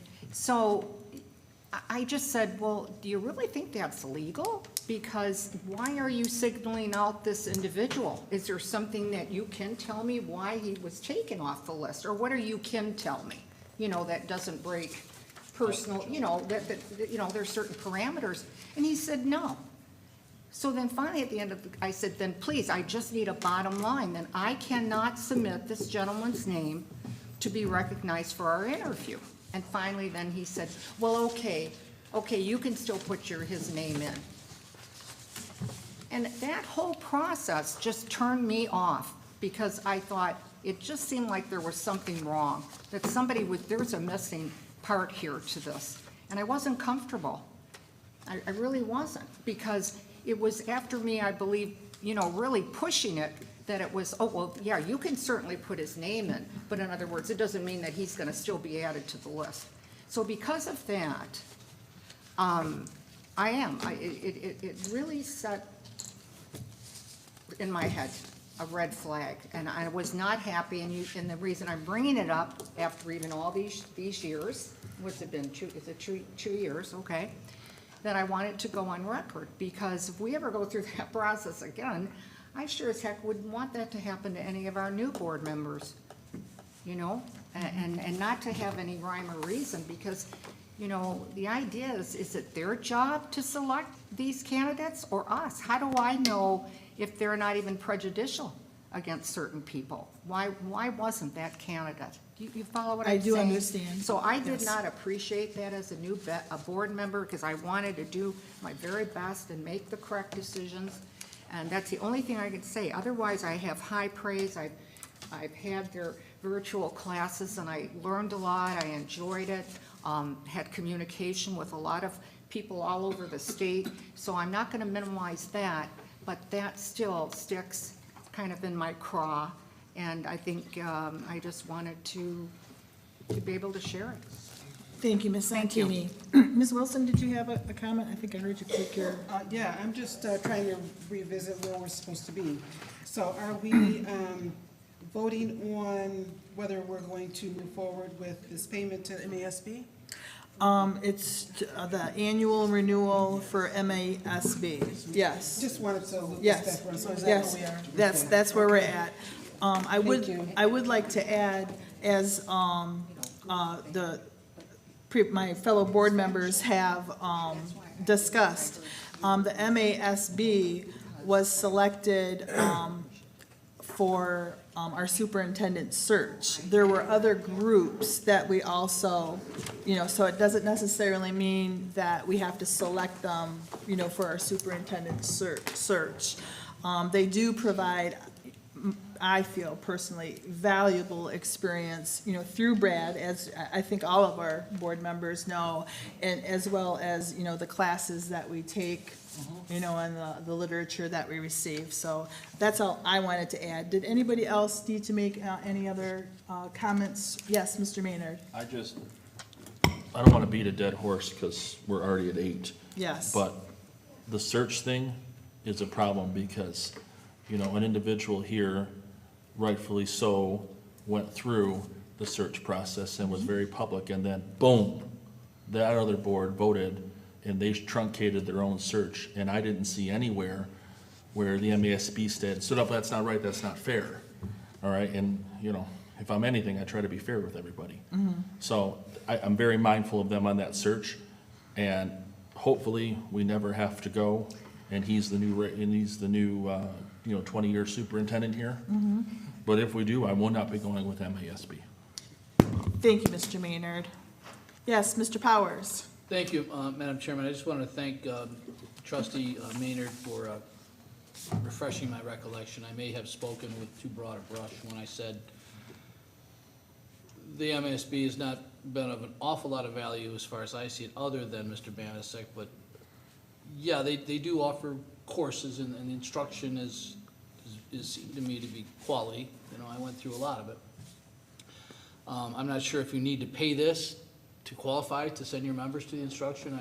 I assume that's the ticket to even, apply or to order those services. And then I remember very distinctly the gentleman, Mr. Morrell, Scott Morrell, I believe he was either from Hazel Yeah. Park, or Centerline. Centerline or Warren or something like that. No, he did do a special meeting for us and might have done a closed set, I can't remember, but no, he was excellent. So I painted with too broad a brush when I failed to recognize his contribution, which was good. And so he deserves praise for what he did to contribute to this district, and I thank him again. But aside from that, but that's not gonna change my vote, but I appreciate the opportunity to amend my statement to acknowledge Mr. Morrell's contribution. Thank you. Thank you, Mr. Powers. Yes, Ms. Wilson? Madam President, in the event this does not pass, what about the new board members? Would there be other opportunities to take courses elsewhere to help us along the way? Would you? It is my understanding in reading through the literature from the MASB that we can continue to take their classes. We don't get a discount. Just not at a discounted rate? Right, correct, correct. And there are other organizations that provide learning opportunities for the board members. Thank you. Ms. Valeria Noak, I saw your hand, yes. I'm just gonna add this. I see a benefit with the MASB only because of the classes that we're discussing. I have been willing to pay for those classes on my own because I know the financial strength that we're in. With being part of the MASB, we do get a discount on those classes. So it makes it a little bit easier for someone who wants to continue their learning and at least have a break on it. Would I want to go to another organization?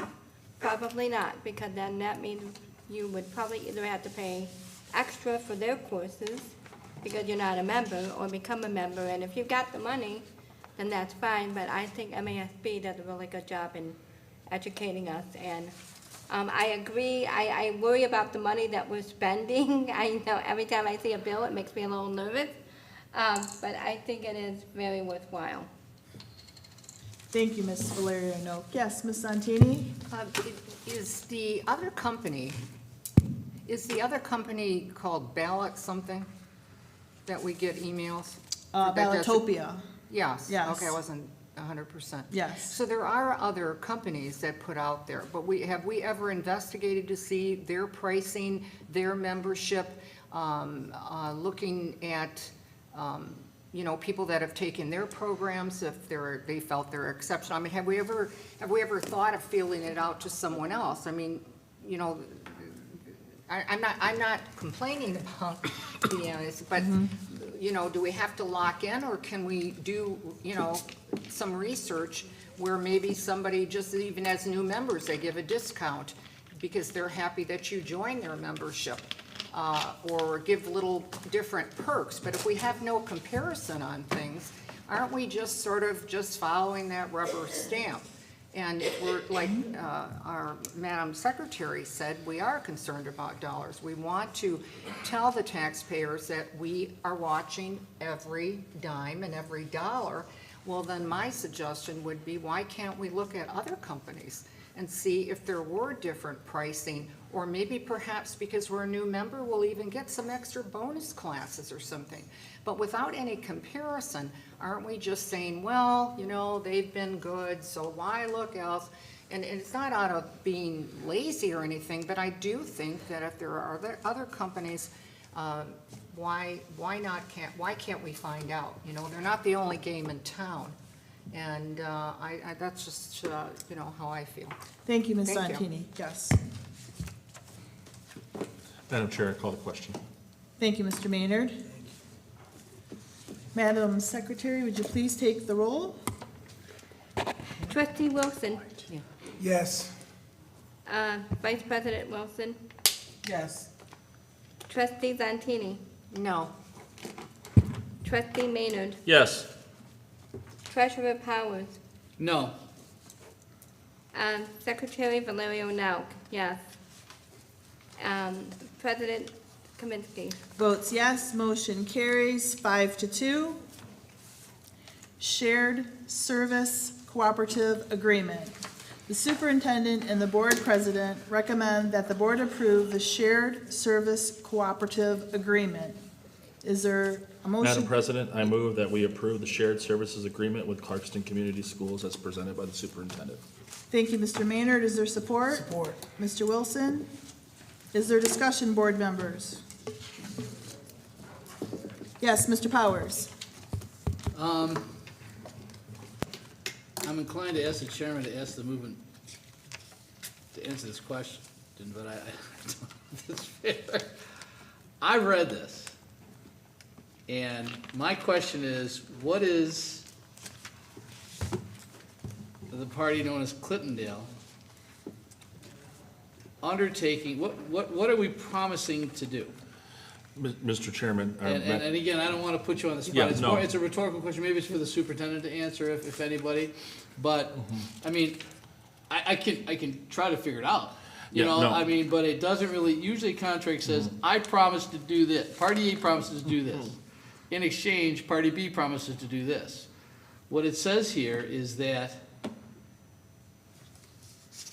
Clintondale promises the following. It agrees to the establishment of a program, and it agrees to accept 3%.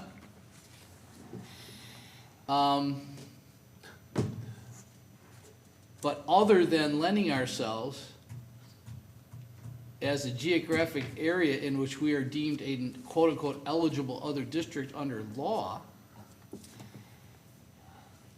what is it that we're doing? Are we providing services? Are we putting personnel? Are we allowing uses of facilities?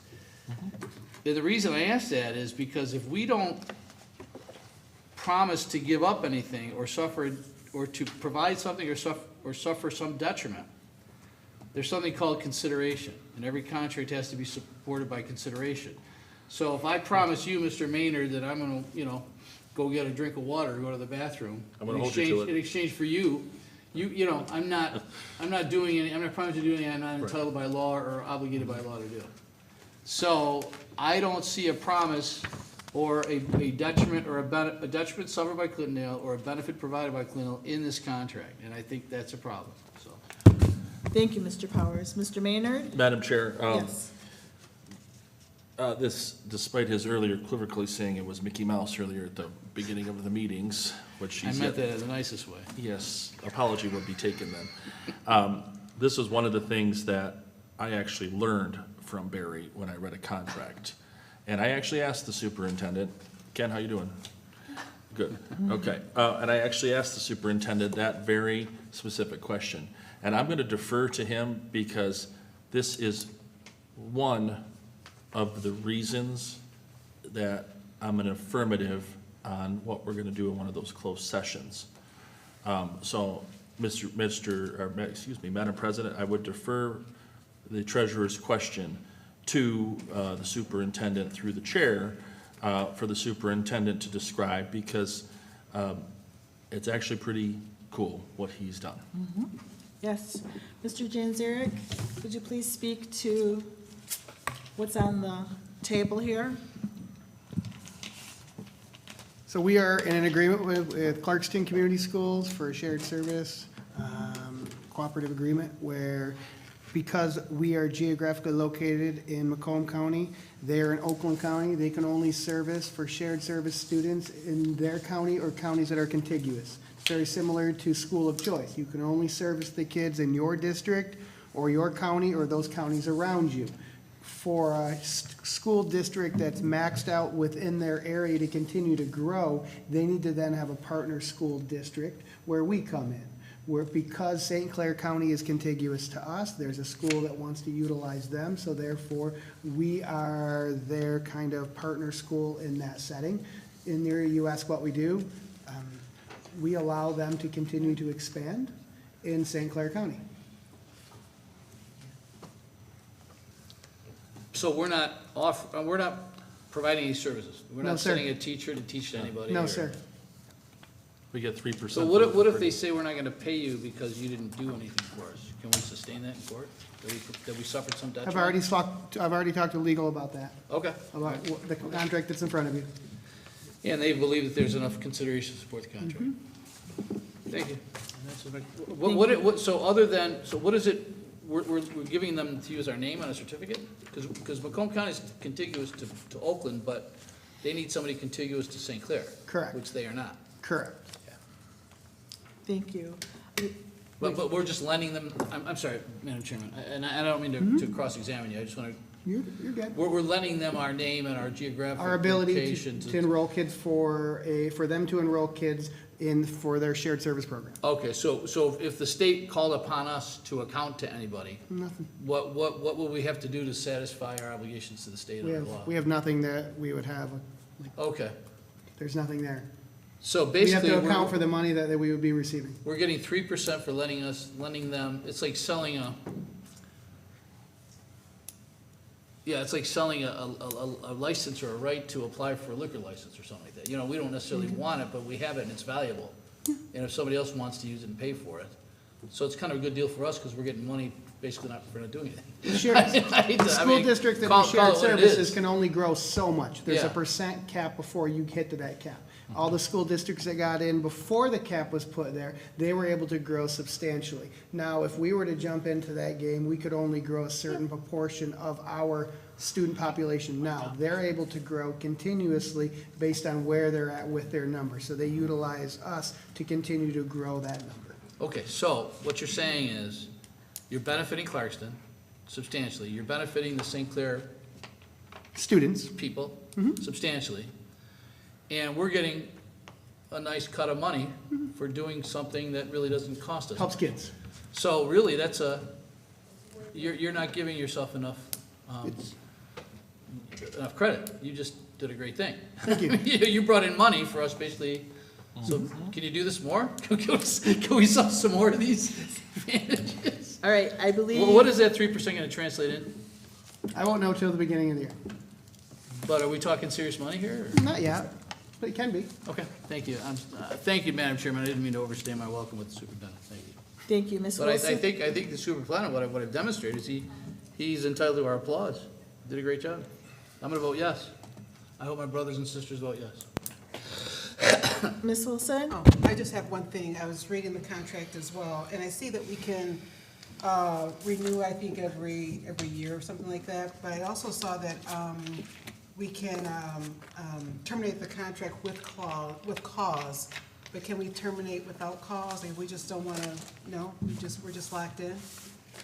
We're annually Or locked in. On an annual basis? It's an annual basis. So not midway or anything like that, and it would have to be for cause if we wanted to, I mean, I know, I've heard the program, and it doesn't seem like there would be anything for cancellation midway, but that was just my thought about being able to cancel without cause. If we cancel, then it would jeopardize the programming for the kids. Okay, So I wouldn't be in support of recommending that. thank you. Yes, Ms. Santini? My question is, how many schools, I mean, can join this type of program? I mean, besides us and them? Is there 2 more, 3 more?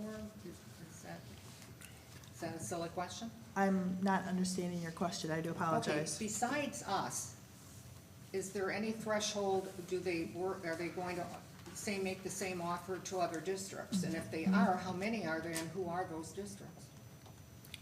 Mr. Janzarek, are you comfortable answering that type of question? I don't know of anyone else in Macomb County that they're working with. It's a relationship that I built over the years. It's where individuals I worked with before.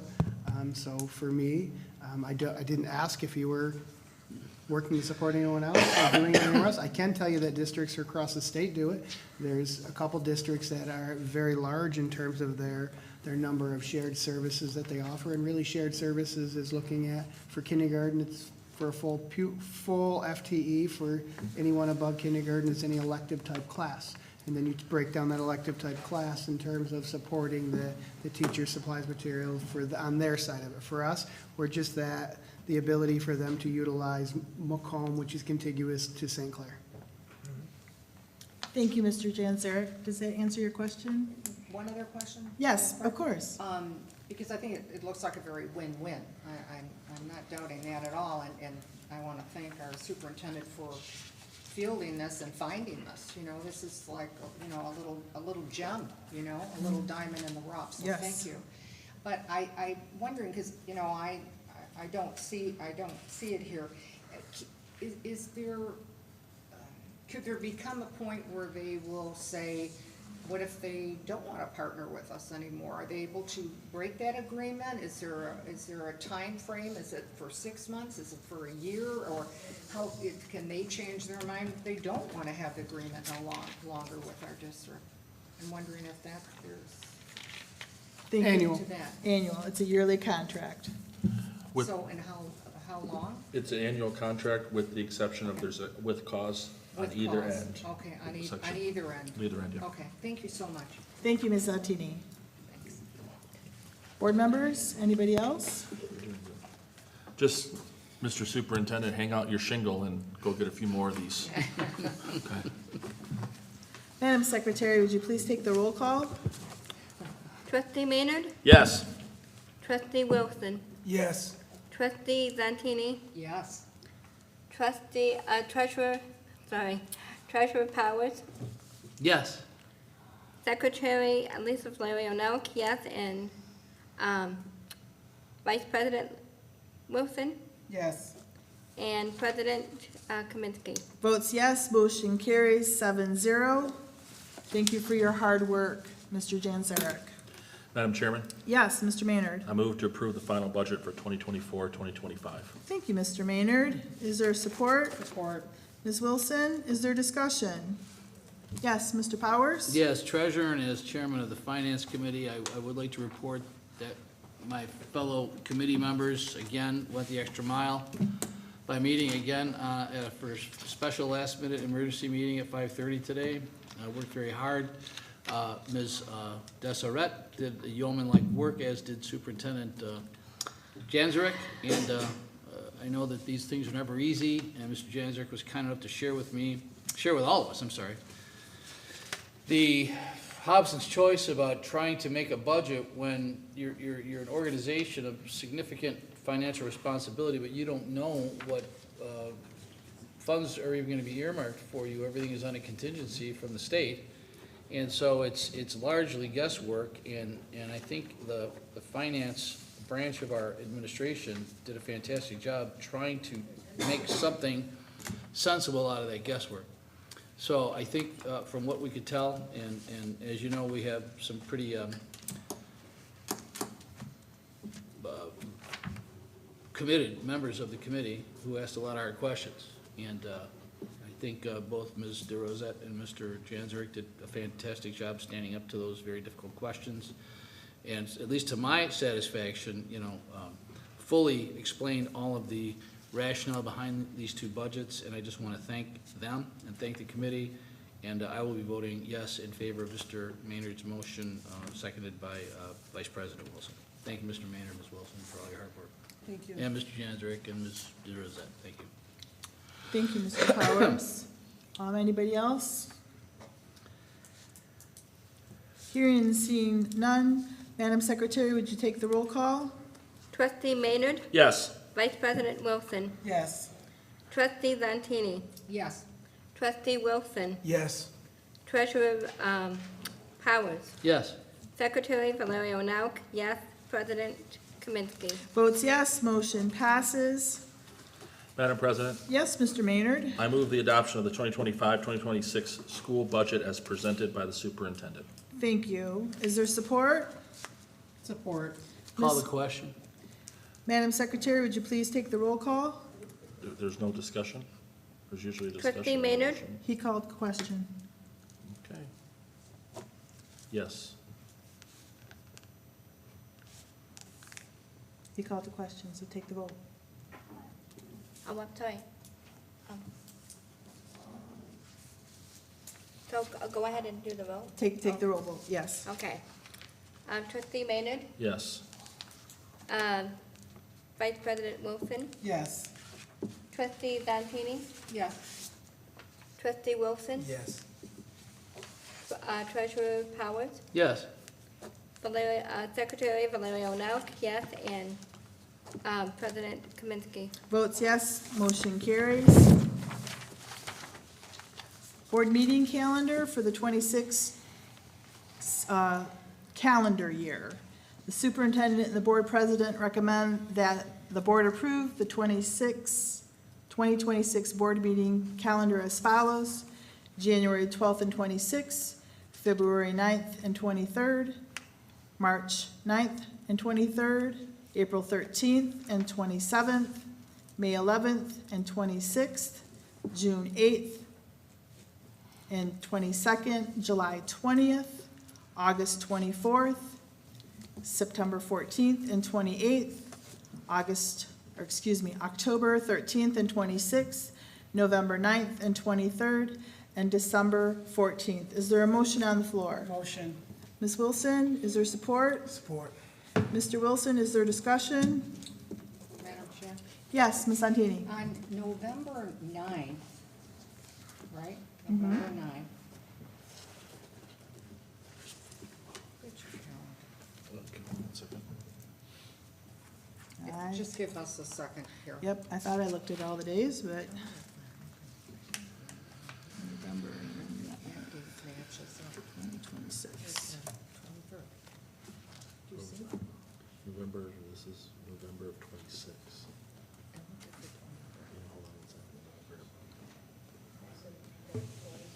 November 9th and the 23rd. I do Second not Tuesday. see a legal holiday on the 9th. That's right. It's the second Monday, or second Monday and the fourth Monday, that's right. Okay, okay. I'm sorry. October Thank you. 13th is also a legal holiday.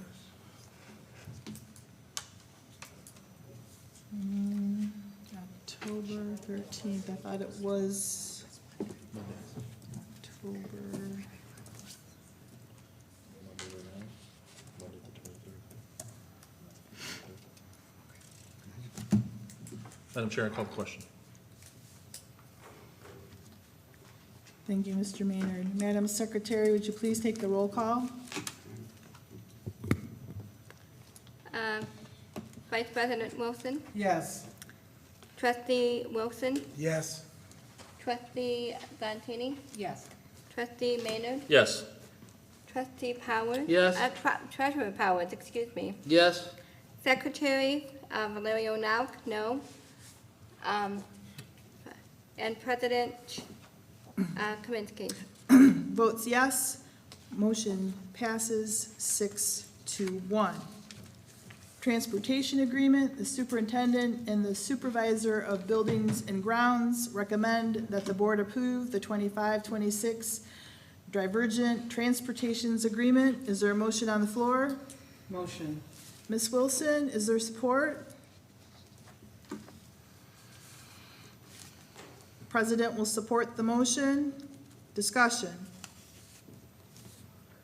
Yes, Mr. Powers. All right, so somebody that's a friend of the district is gonna allow us to remodel and renovate the Nope. high school. Nope. We're on number 7, the transportation Oh, agreement. okay, I'm sorry, I got ahead of us, sorry. That's okay, Mr. Powers. Never mind, I have no discussion. Withdraw, thank you. Any other board members? Hearing and seeing none, Madam Secretary, would you please take the roll call? Vice President Wilson, Yes. President Kaminsky, Yes. Trustee Valentini, Yes. Trustee Wilson, Yes. Trustee Maynard, Yes. Treasurer Powers, Yes, Secretary Valerio Nauk, yes. Motion passes 7-0. Okay. High school renovation and remodeling. The superintendent and the supervisor of buildings and grounds recommend that the board approve the high school renovation and remodeling. The renovation and remodeling of the district's high school shall be undertaken by Henry Ford Health at its sole expense in the amount of $95,849. Is there a motion on the floor? Motion. Ms. Wilson, thank you. Is there support? Support. Mr. Wilson, discussion.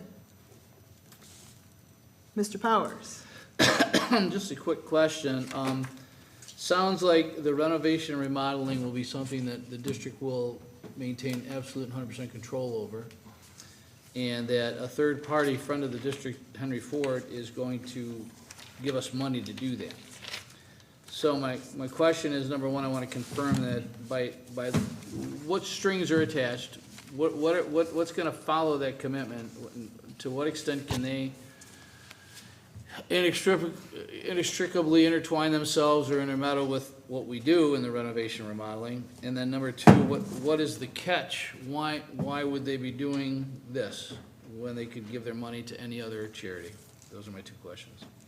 Thank you. Our buildings and grounds supervisor, I do not see her in the audience. Mr. Janzera, can you fill us in on what these renovations are for? So we've had a partnership. Previously, it wasn't Henry Ford, it was Ascension. Ascension. We've had a partnership for many years where they have a clinic here in our high school building. Oh, I remember. So when Henry Ford has now taken over Ascension, they have come in and said, okay, we want to keep this partnership, we want to extend this partnership, but we also know the area that we're currently working in needs to be updated. They came in and said, we want to do all the work.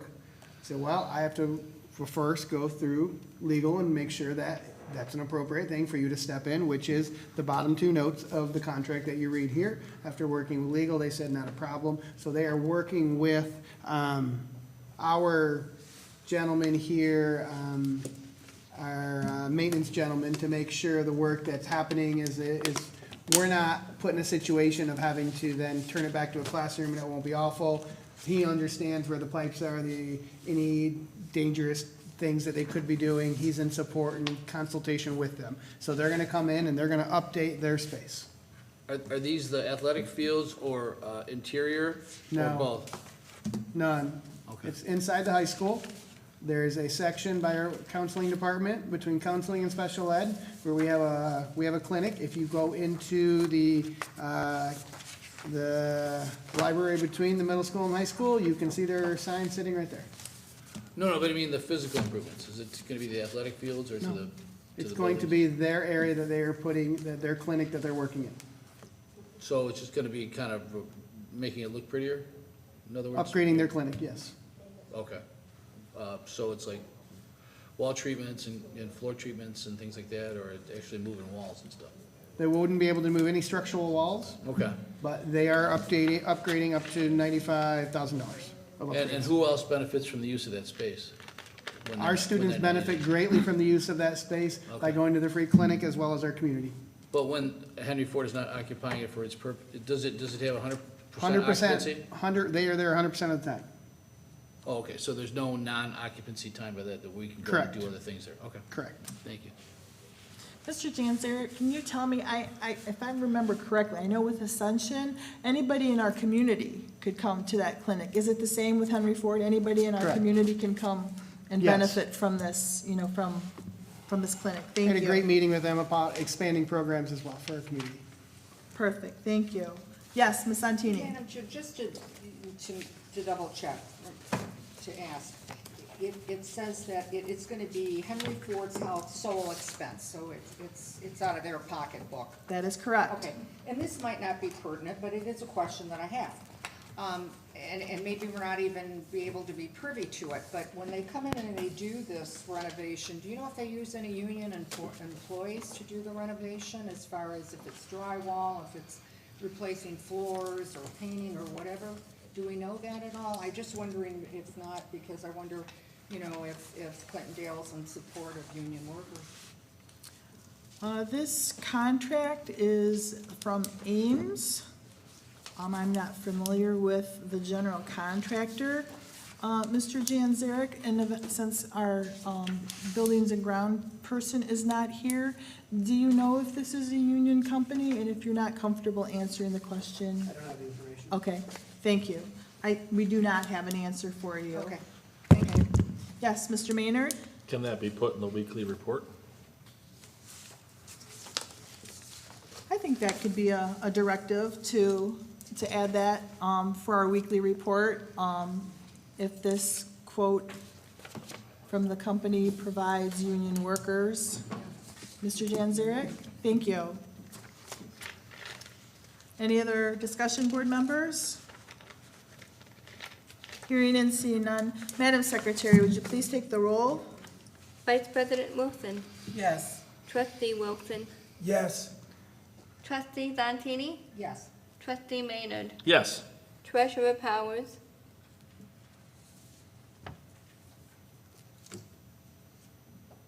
No, Secretary Valerio Nauk, no, and President Kaminsky. Votes yes. Motion passes 5-2. Resolution authorizing estimated repayment to the school loan revolving fund. Madam during- Chair? Yes, I Mr. move the Maynard. approval of the resolution for the authorizing the estimated repayment to the student loan fund during the fiscal year of 2025 in the estimated amount of $2,102,603. Thank you, Mr. Maynard. Is there support? President will support the motion. Is there discussion? Hearing and seeing none, Madam Secretary, would you please take the roll call? Trustee Maynard, Yes. President Kaminsky, Votes yes. Trustee Zantini, Yes. Trustee Wilson, Yes. Treasurer Powers, yes, Secretary Valerio Nauk, yes, and Vice President Wilson. Yes. Motion passes 7-0. Resignation. The superintendent and the director of human resources recommend that the board approve the resignation of Beth Wilson, elementary teacher, effective at the end of the day, June 30th, 2025. Ms. Wilson has been employed by Clintondale Community Schools for 2 years. Is there a motion on the floor? Motion. Thank you. Is there support? Support. Mr. Wilson, is there discussion? Hearing and seeing none, Madam Secretary, would you please take the roll call? Vice President Wilson? Yes. Trustee Wilson? Yes. Trustee Santini? Yes. Trustee Maynard? Yes. Treasurer Powers? Yes. Secretary Valerio Now, yes. And President Kaminsky. Votes yes. Motion passes. Non-administrator contract renewal. The superintendent and the director of human resources recommend the board approve the non-administrator contract for Andrew Lewis as a human resources specialist effective July 1st through June 30th, 2026. The rate of pay will be $56,650. This is a 3% increase from the 24-25 salary of $55,000. Is there a motion on the floor?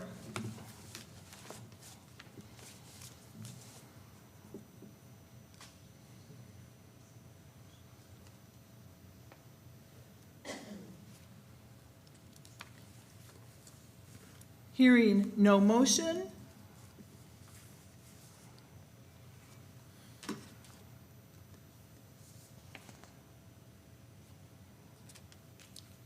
Hearing no motion. It does not pass.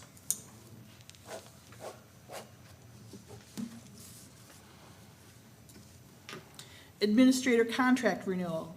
The superintendent and the director of human resources recommend the board approve the administrator contract for Presley Dorset as chief financial officer effective July 1st, 2025 through June 30th, 2026. I do apologize, board member. Yes, 26. Thank you. The rate of pay will be $103,000. This is a 3% increase from the 24-25 salary of $100,000. Is there a motion on the floor?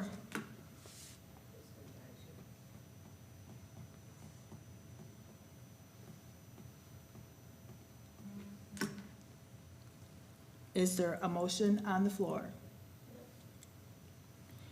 Hearing none, this does not pass. At this time, board members, I would like to call for a 10-minute recess. We will resume at 8:49 p.m.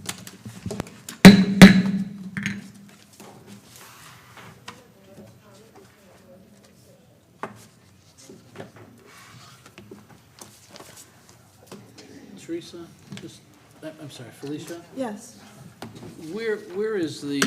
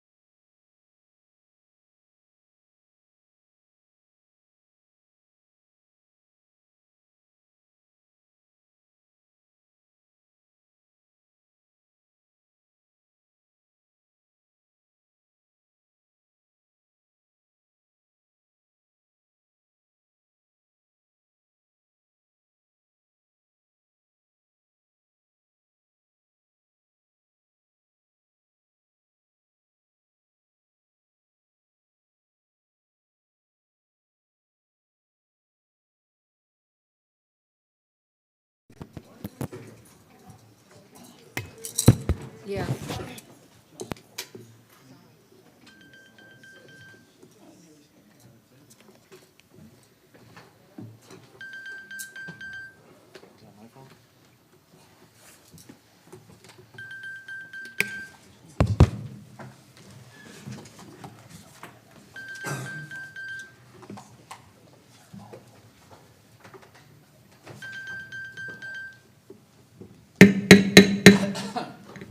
Board is coming back into session at 8:53 PM.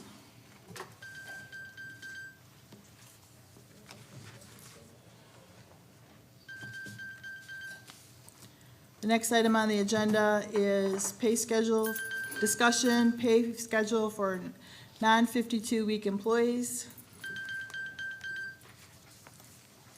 Excuse me, Madam Secretary, I'll give you one moment. Thank you.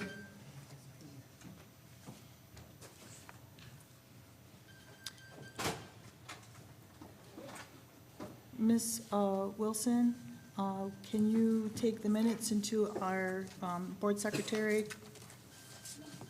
comes Sure. back? Thank you, I appreciate you. On the floor is a discussion concerning the pay schedule for the non-52-week employees. The board members did receive a confidential attorney-client privilege communication from our attorneys. And I am opening the floor for discussion. Madam President, Yes, Mr. Maynard. given the sensitive topic of this discussion, I feel that you should lead with the discussion, with what you feel should be done, because we have absolutely nothing. We have make them all salary. We have leave it the way it is because it's not really illegal, but hey, you know, we're trying to write something. I think you asked for this item to be put on the agenda. I think you should lead the discussion. Thank you. Board members, I have spoken to a few of you. I have made it clear that if anybody had questions or concerns, that Ken and I were available pertaining to this, as well as any other matters. I am referring back to, I believe it was April 11th, in our weekly report, where Mr. Janzarek updated us all on this process. I would like to bring to the board's attention, it was my understanding this was going to take effect the 25-26 school year. I am empathetic to our AFSCME members. I support our superintendent in the decisions that he makes with the day-to-day operation. I believe there is good measure in changing over and making everything cut and dry, so to speak.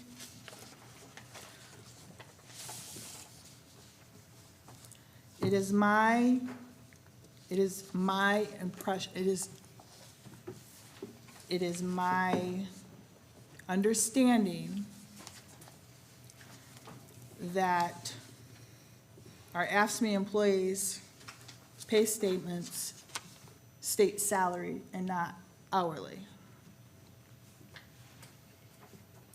And while I would like to seek guidance from the union side, because I am not familiar with the AFSCME contract,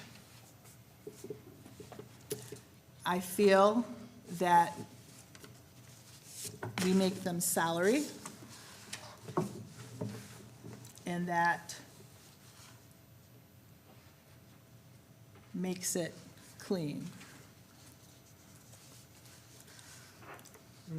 I do want to hear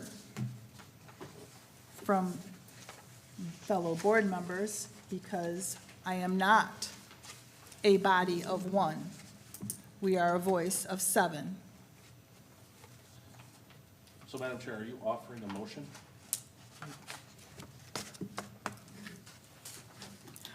I motion to make the AFSCME members 52-week,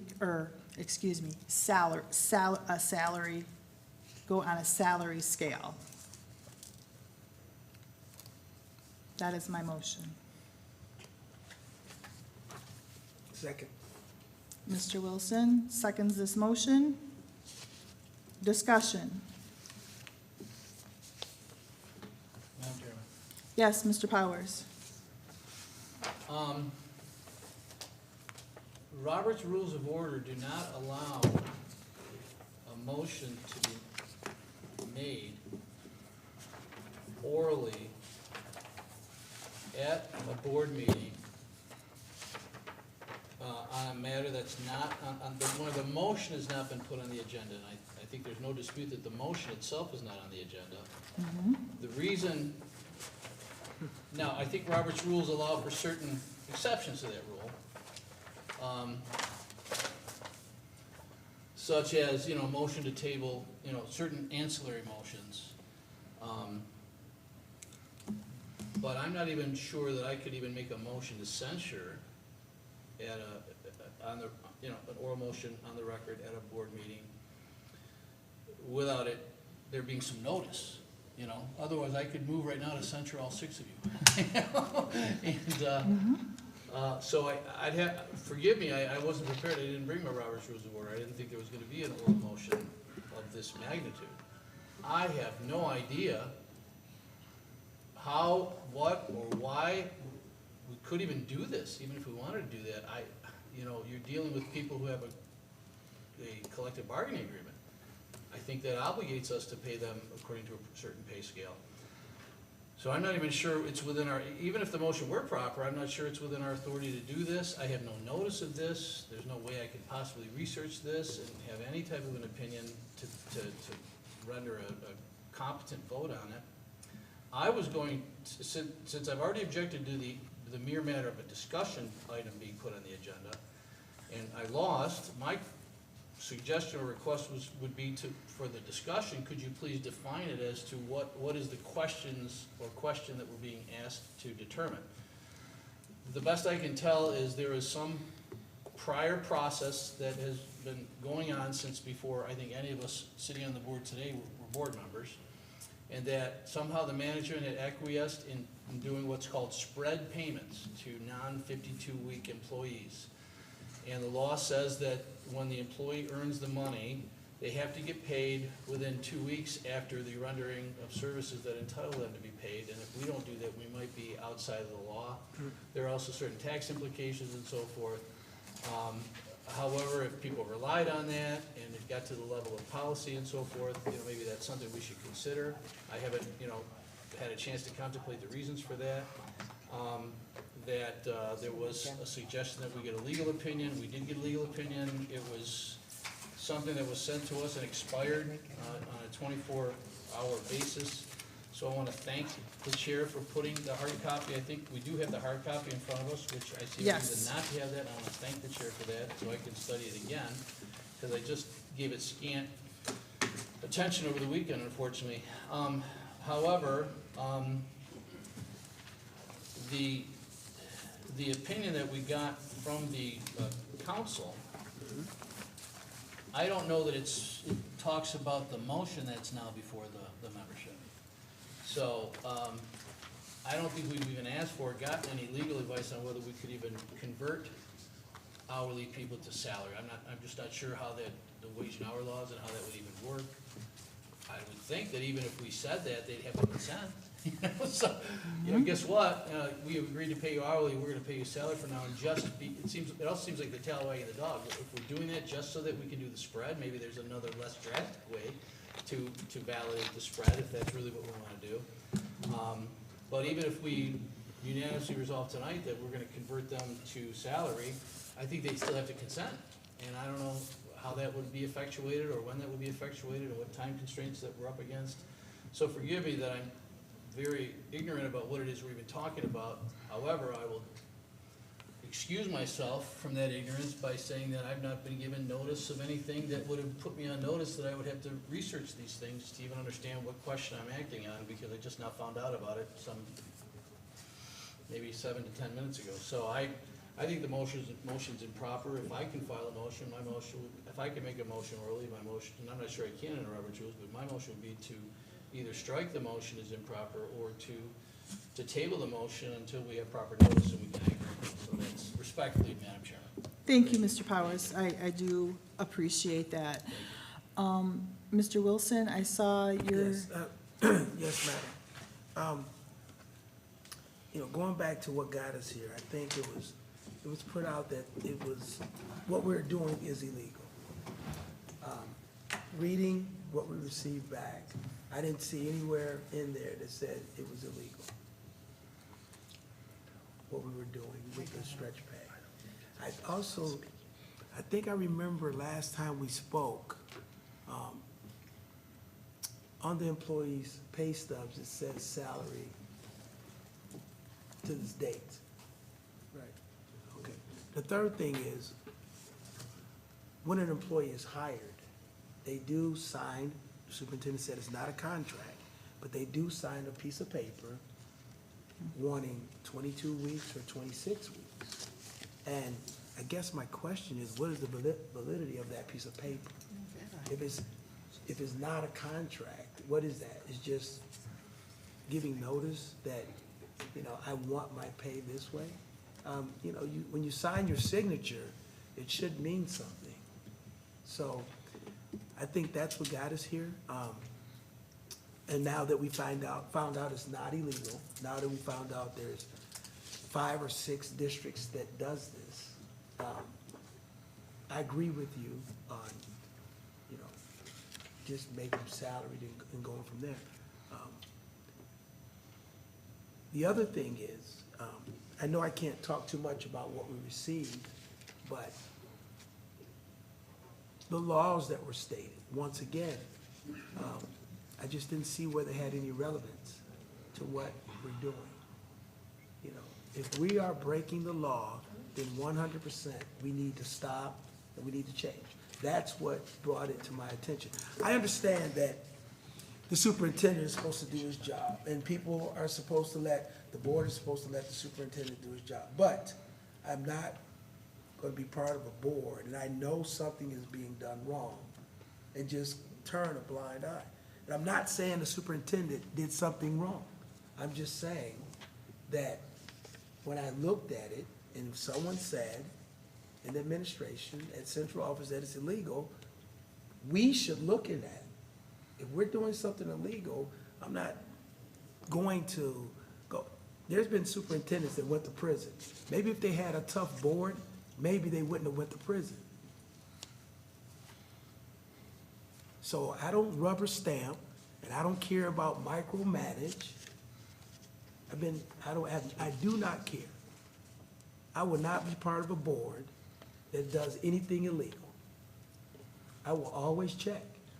But it was put out, ma'am, that we were doing something illegal. So I don't want to hear that micromanage.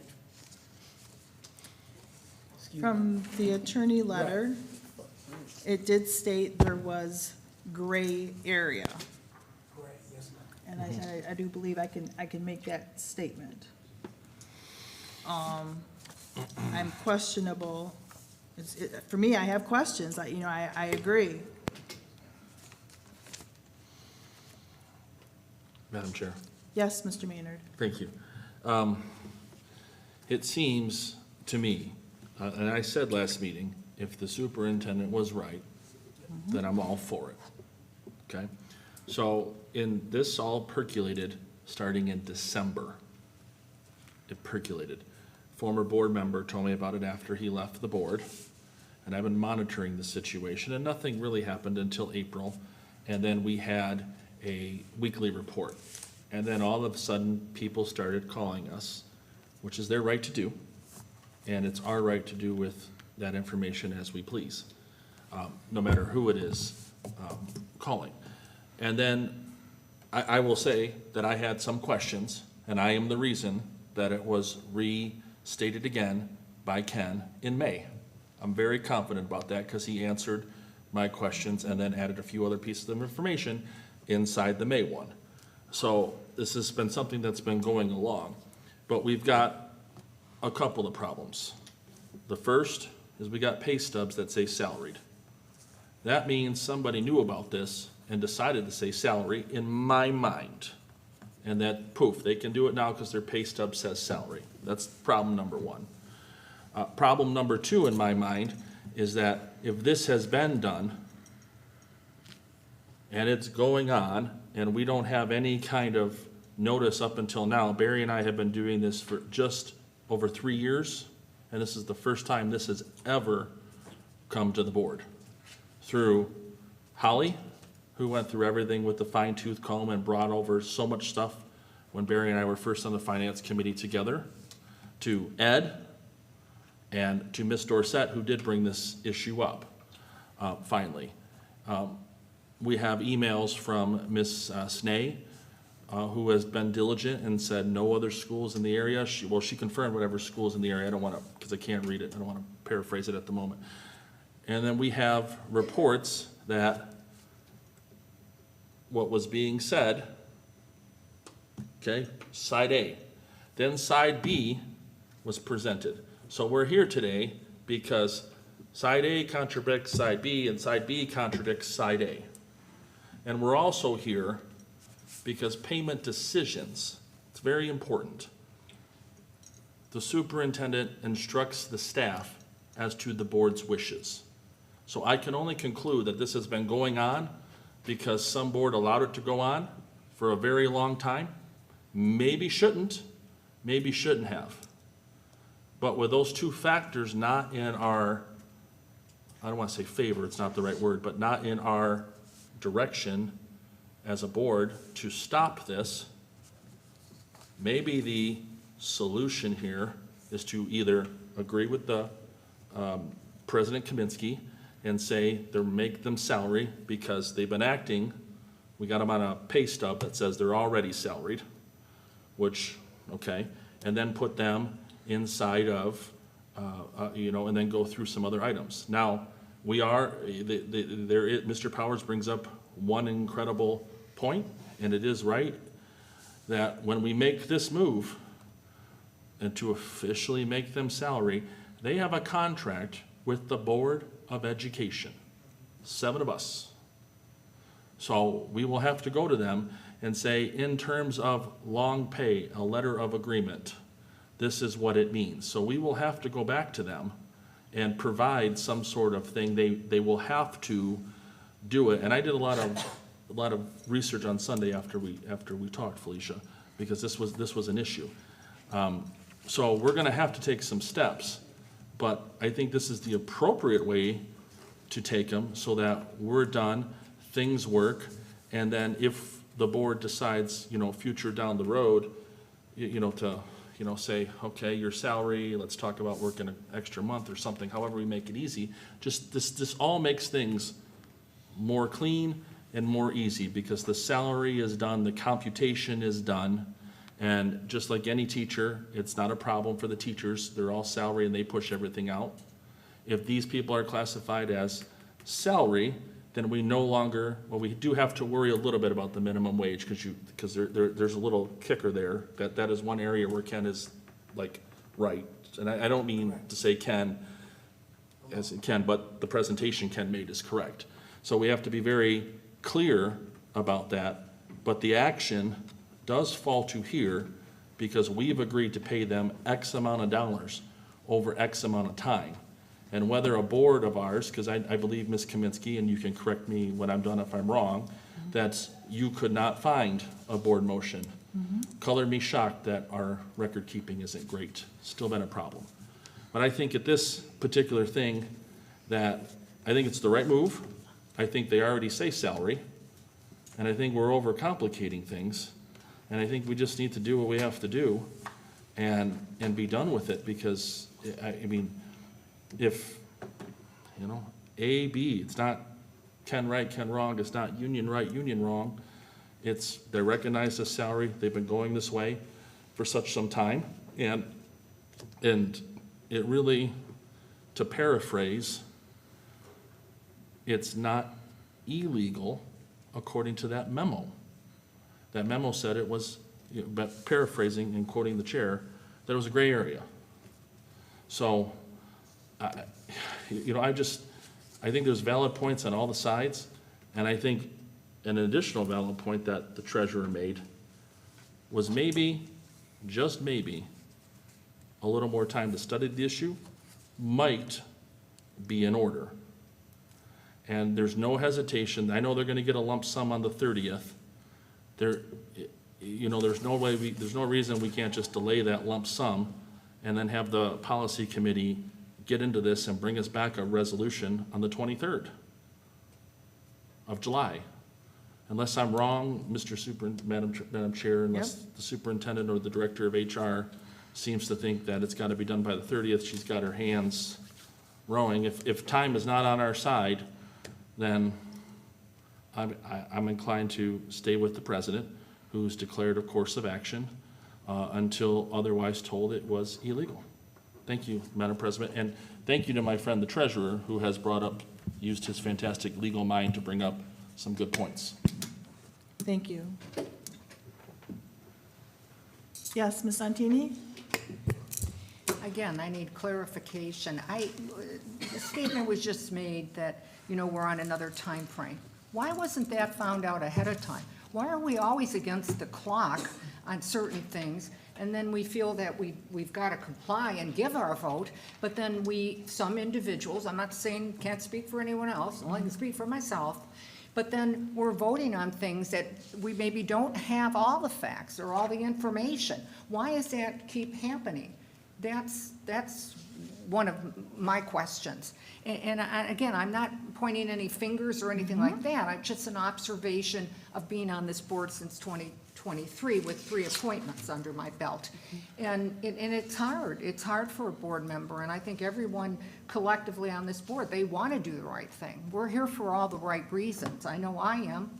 And this is why I brought up conversation on the last one. It wasn't certainly to be argumentative or put a monkey wrench into the wheels or anything. It was for clarity. It was so that we knew the right facts, who we could go to. And I agree with Mr. Maynard saying if it would go to the proper channels, in this case, as you suggested, okay, to me, that's starting to make sense. We're making changes, but we're making the right changes. And everyone makes mistakes.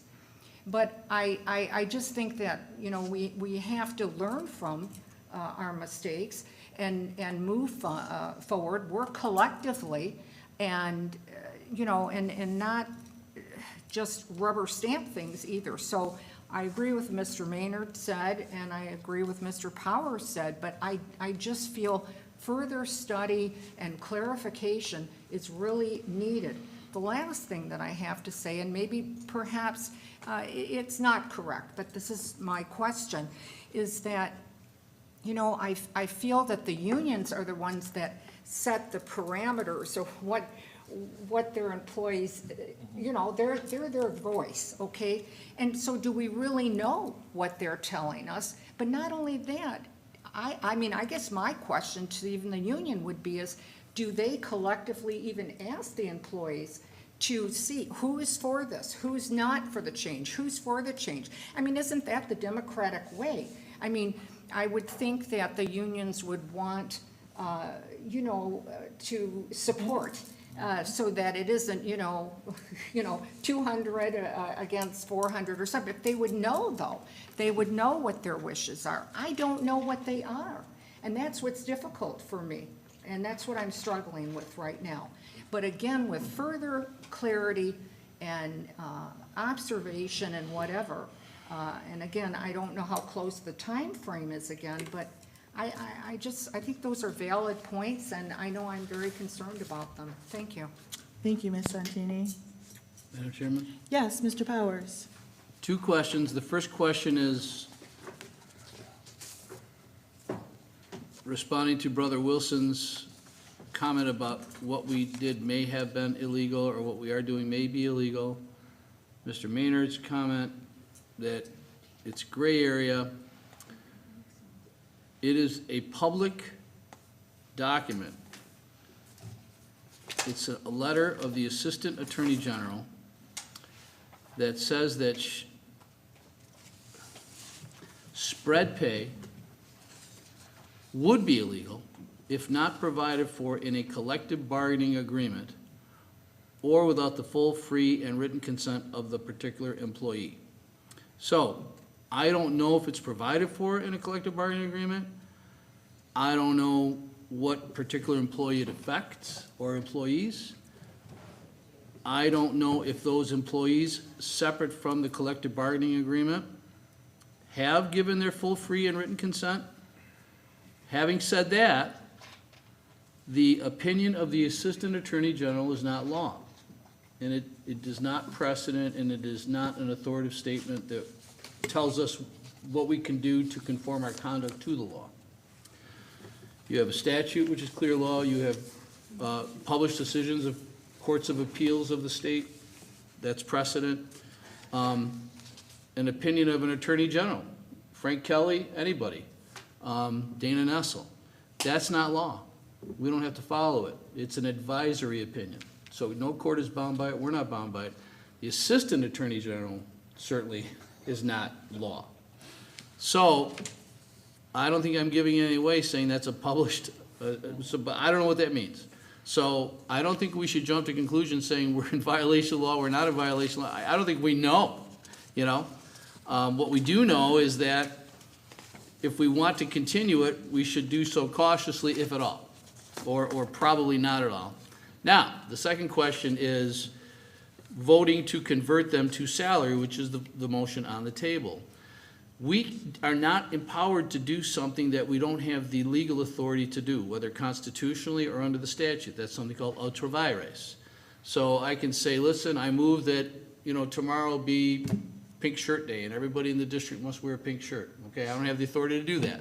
Okay, so it's a waste of time. Okay, so with all due respect to the chairman and to Mr. Maynard, we may be, if I'm going to vote no, obviously, but if my brothers and sisters don't agree and they all vote yes, then we may have just entered an edict to do something that we don't have the authority to do, and that is going to demean us and our standing, and a lack of further, to the extent that there's a lack of public trust in us already, that's only going to further diminish us because we're going to look like fools.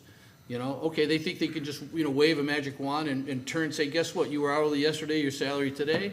You're going to say, well, wait a second, I want my overtime. If I'm salary, I don't get overtime. If I'm salary, I may not get minimum wage. If I'm salary, I may have to, you know, be on call Saturday, Sunday, 24/7. So I think it's a little arrogant, not to mention a little naive of us to think we could do that. So Sister Zontini couldn't be more correct in that when we need more information. You know, who's complaining about this? Is there somebody threatening to sue us? Is it the union? Is it 2 or 3 employees? Do they want to file a grievance? Again, it needs to be brought to a head, and then we take that, and then we say, okay, well, we've got one legal opinion, but I guess we got a legal opinion on something, now we change the goalpost is changing. Throw this out, because that's not on the table anymore. We got a whole new goalpost, whole new football field, different rules. I don't even know if we're playing Canadian football or Australian rules rugby, you know, at this point. But, well, then let's get a legal opinion. Now let's go back, dig deeper into the well of the money that we don't have, pay another lawyer out there, you know, who's getting rich off of us. Oh, now well, shouldn't we have done this last time? Now we just spend money on an opinion that it turns out we don't need because now we got a different motion on the table? And can we even do this? Can we wave a magic wand? And at a minimum, I'm sure they're going to come back and say, well, you need the union's consent or you need the employee's consent or something. You know, so let's not make fools of ourselves by passing some, because we are legislators. We're legislating tonight. And if we legislate about something that we don't have the kernel of authority to do that, we don't have the constitutional authority, we don't have a statutory mandate under the school code, under, you know, whatever code it is, boy, this is a big thing that we'd be doing, and we have no substantiation to do it unless Mr. Maynard tells me he's got a legal opinion or he wants to invite, you know, 3 lawyers up to the podium tonight to stand behind it and advise us. But I certainly am not giving a legal opinion. That's not my place to do that, and I don't mean to do that. Just because I'm a lawyer, I want to make it very clear, I'm not giving any legal opinions at all, other than I can't comment on the authority of an Assistant Attorney General opinion, which is something I don't think is binding on us. So, proceed at your own jeopardy, proceed at your own risk. If you want to vote to make hourly people salaried, I think it's foolish. I think an hourly employee's gonna look at me and say, well, they can take their salary and, do what you know with it. So, I don't know, guys, let's try to maintain some of our legitimacy here. I thought this board was in the right direction. When Mr. Maynard and I came in, we were dealing with a board that had no legitimacy, that did exactly what I'm talking about. They did something, not only did they have any statutory authority, they gave away $500,000 of your money, our money, without the constitutional authority. That was other people's money they're giving away. Can't do it. So now we're doing the same thing. We're not constrained by law. We're just gonna do what feels good at the moment because we feel like there might be some political, I don't know what the rationale is for doing it. At a certain point, I guess, he must be getting tired. I know it's been a long day, but I would like to hear the superintendent kind of advise us on this. Because again, he's the expert. We hire him as superintendent because he knows a hell of a lot more about what to do when you run a school than we do. We're here for policy and to enforce the law, yes. And I thank my brother for that. Above all else, yeah, we can't look the other way. We can't rubber stamp if it's violating the law, okay? So, yeah, it's incumbent upon us. But I don't think anybody's raised a credible, if they want to sue us or something like that, somebody wants to write us a letter, cite some law, but I don't think there's been any credible authority yet raised that we've done anything against the law. And I trust the superintendent that if he felt like he was treading on thin ice in the law, he would certainly bring it to our attention. So let's not raise the alarm bells just yet based on what little we've put together so far. Thank you. Thank you, Mr. Powers. I recognize Mr. Maynard, and then I see Ms. Wilson. Just a couple of points. It's not incumbent on me to bring any lawyers here to prove anything. I know you meant it in jest, but it's not incumbent upon me. And as far as the comment, it was echoed from the chairwoman that it was not. It was a gray area. So I just want those two things corrected for the record. There's a reason I said to put this into the finance committee, or excuse me, the policy committee, but the problem is we have a June 30th deadline. So, Madam Chair, if I could ask a question through you to, and I don't necessarily mind who answers it, because either one should have an answer. Is June 30th arbitrary? And before I will cede that question, then I have some other stuff, maybe to the superintendent and maybe to Lee, whoever, Mrs. Walmsley, whoever wants to answer. Thank you, Mr. Maynard. Mr. Janzerek or Ms. Walmsley, would you care to answer the question? Sure, I'll try. Mr. Maynard, are you asking, do the employees have to be paid by June 30th? Yes. Okay. I'm going to say yes on that, because you don't want to accrue wages into the next school year. So that would be the only reason why I would say yes on that. It sounds like there's still debate going on, so my suggestion, and take it for what you want to, let's pay them through the summer. And if you guys decide to not let them stretch their pay, start it in September.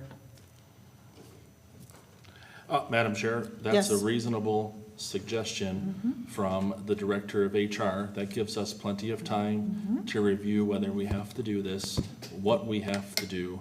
And I would encourage you to amend your motion, because I think that covers from everybody here, and it gives us all a discussion, because I'm looking forward to having a phone call or four with my brother, the treasurer, on this particular item to see how, the legalness of it, to see how it comes forward and moving through those lines. I would encourage you to adopt Mrs. Walmsley's suggestion, and that gives us all enough time. It gets this issue right now, puts the brakes on it. We got 2 meetings, plenty of time to come back and do some stuff, and that's just my opinion. And this has also been Mr. Powers' second request for more time. He requested last meeting that we'd have more time. So I don't think there's anything wrong with having more time on this particular issue. we can stop at any time. And, you know, if you come up on July 23rd and hard and fast and 3 lawyers are up there, July 23rd, this thing could be over. But let's iron it through. I think you should take her suggestion, and whoever I believe Mr. Wilson seconded it. We should take the suggestion and then just get this all on the table, all fetted out and all done.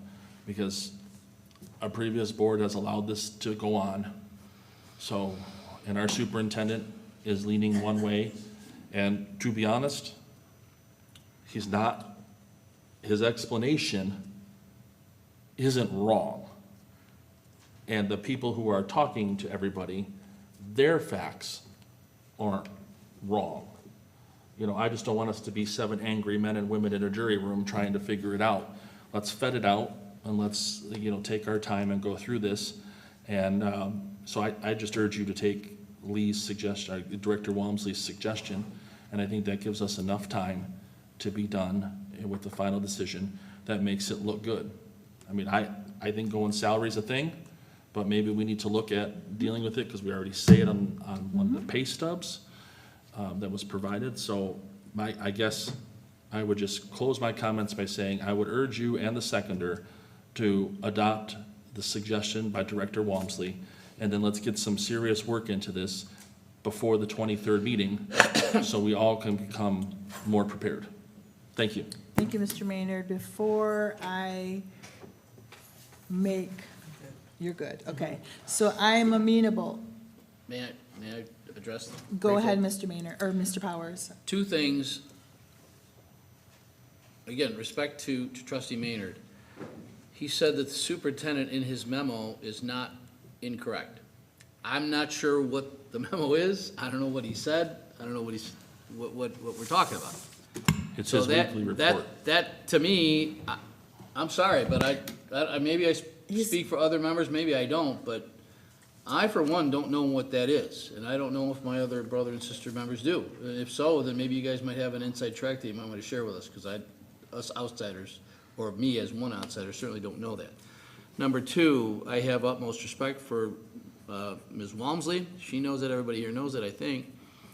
And while I would be inclined to adopt and highly recommend whatever it is she might have to offer, we have to respect the channels, of protocol here and the chain of command, and it's not up to Ms. Walmsley. It's her job to recommend to the superintendent, with all respect to Ms. Walmsley, and it's up to the superintendent if he wants to, be the liaison or be the conduit of that information to the board. I haven't heard that yet. So, although I might love what Mr. Maynard is saying, I have to respect the chain of command, and I don't think it would be respectful to the superintendent to take somebody who's under him on the org chart, respectfully, okay, but, you report to him, the buck stops with him, and he serves at our pleasure, and you serve at his pleasure. So, I haven't heard anything from Mr. Janzarek at all. So, absent anything from him on that, I take what Ms. Walmsley is saying, but I don't think we should go over Mr. Janzarek's head and adopt policy based on what Ms., and I don't know that Ms. Walmsley would want to have the responsibility for that without making sure it was okay with Mr. Janzarek. So again, we're getting kind of free form here. If we don't follow what I think are pretty basic protocols, then we're lost. Then we're just an entity unto ourselves. We might as well be a third world country, and we can all move to Iran. So, Madam President. So let's keep order. Let's keep this an orderly process with chains of authority respected. Thank you, Madam Chairman. That's all I have. You're welcome, Mr. Powers. Mr. Maynard? With respect to the treasurer, there are 2 weekly reports. The first weekly report is in April. I don't remember the date. I'm thinking April 11th. I could be wrong. You would be correct. I would be correct? Okay, thank you. Where the superintendent explains the issue. And then there's another weekly report in May where the superintendent produces the memo that was provided. He gave it to us all, plus a further explanation on the particular issue. And this is now the second meeting where these 2 weekly reports were mentioned as the source of information from the superintendent. So Those are not part of the agenda. Those are not part of any motion. I I mean, am I supposed to read the minds of what it is you're thinking about? when you- Mr. Powers, I mean, come on. Mr. Maynard has the floor. I will give you time to rebut. If I make a weekly report, does that become a part of the agenda? The weekly report is provided for information for us that may or may not be going on in the Where does it say district. that in policy? Mr. Powers, hold your comment till Mr. Maynard is done articulating. They are there for us to have information that Ken feels that we need on things that have happened in the last week, or the last 2 weeks, depending on his time frame that he puts inside of it. The information has been provided on his end on that, which is my statement saying, I don't necessarily think he's wrong for what he's provided. Other information has been provided in an email to the entire board from Ms. Joanne Snee. I think I have that right. Other board members or other members of the public have texted one board member or another. I'm not sure who or how many, but they have gotten their information out to us on this particular subject. As far as delaying it under Mrs. Walmsley's suggestion, while yes, it would have, while yes, the protocol would have leaned over and said to Ken, however, because I have deep respect for Lee, I don't think anybody here doesn't, it's still a good idea. And a good idea shouldn't be shot down because it didn't travel the right train track. And it gives us everything that we're all looking for, and we're all trying to be very reasonable on this particular subject to get this right, so we do things by the book. So, Madam President, that would be my statement on that. And I do thank the treasurer, because he does bring up a lot of good points, and he does, as a lot of times, he thinks in a different way. He's a lawyer by trade, so he thinks a different way, and it's a very good way because it's very analytical and it goes through some stuff. So I appreciate the thought method behind it, just so you are aware. Thank you. Thank you, Mr. Powers. Just one question, I'm Yep, sorry. absolutely. And I'm not being argumentative or critical of you at all. And this is not a, Madam Chairman, can we not hear from the public? We're Yes, trying to conduct I do business here. apologize. I'm so I focused don't know on who your said that, but, conversation. you know, I- If they I want to come and apo- address us, they have every opportunity to do that. I will have order in the audience. Thank you. Mr. Powers, go ahead. Believe me when I tell you, Mr. Maynard, I don't mean this as criticism, but, and I'm not being a smart guy by asking this. I really don't know, and maybe I'm exposing my ignorance, wouldn't be the first time. Who is Ms. Snee and what is her authority? I really don't know what you're talking about. I'm sorry. Now, maybe I missed it, maybe I'm No, I'm, thinking about other things from 9 to 5 that are not Clintondale business, that, unlike you, but, you know. well, wait a minute, we both have very busy. Forgive me, I do not know who this person is. Yeah, Can we have- please? Yes, Thank I'm you. sorry. Madam Chair, I'll respond to his question. 'Cause Thank we both have incredibly busy businesses. I started again at 4 o'clock today, No, and I respect that. and it's like No, 10. I was being tongue in cheek, yeah. I know. Joanne Snee is an employee here in the district, and I'm looking right now to see, I just want to make sure, because it's in the email before I misspoke. You are listed on the email from 3 days ago on Friday, June Yeah, 20th. it sounds familiar, but I just. Yeah, again, there's a lot of information coming to us. Now, there's some other board members who may have more on a Had it been on different. the agenda, I might have paid a little bit more attention, but. Okay. Amen.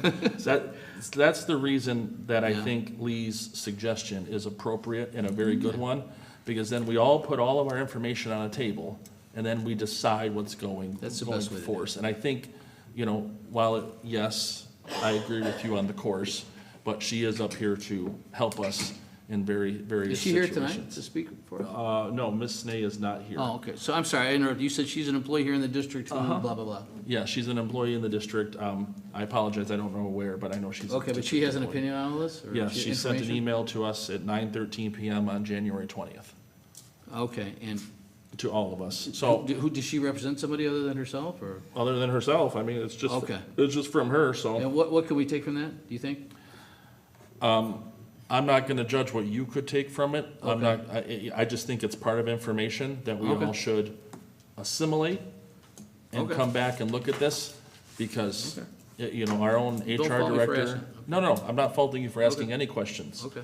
I'm just going through this particular process as much as to vet it all out, because I think, you know, if I'm hearing everybody, I think the consensus on the board is going with Lee's idea to get this vetted out. I am not hearing opposition, you know, I'm hearing you saying, okay, maybe, you know, so I'm hearing things, you know, that might be the smartest way. And I'm okay to making sure my statement of putting everybody's salary is correct. I mean, I'm okay with it, if finding it through to go down, because it does have some wonderful benefits to our budget. I'm not gonna lie. So, I mean, that would be like, so I would just say, to further your point, to get everybody's information, for Mrs. Antini, who talked about needing the information, and feathering out a little more, if I paraphrase you correctly, I think we're all sitting here saying, okay, let's get the information on the table and let's make the decision. So I would again ask the president to adjust her motion to go with Lee's suggestion so that we can float. I am, Madam Chair, I'm sorry, one Go- last thing, and again, Yes, Mr. consistent with my Powers. last statement earlier today, I don't believe it's fair to put it upon the superintendent, so it's totally discretionary with him, whether he wants to chime in or not.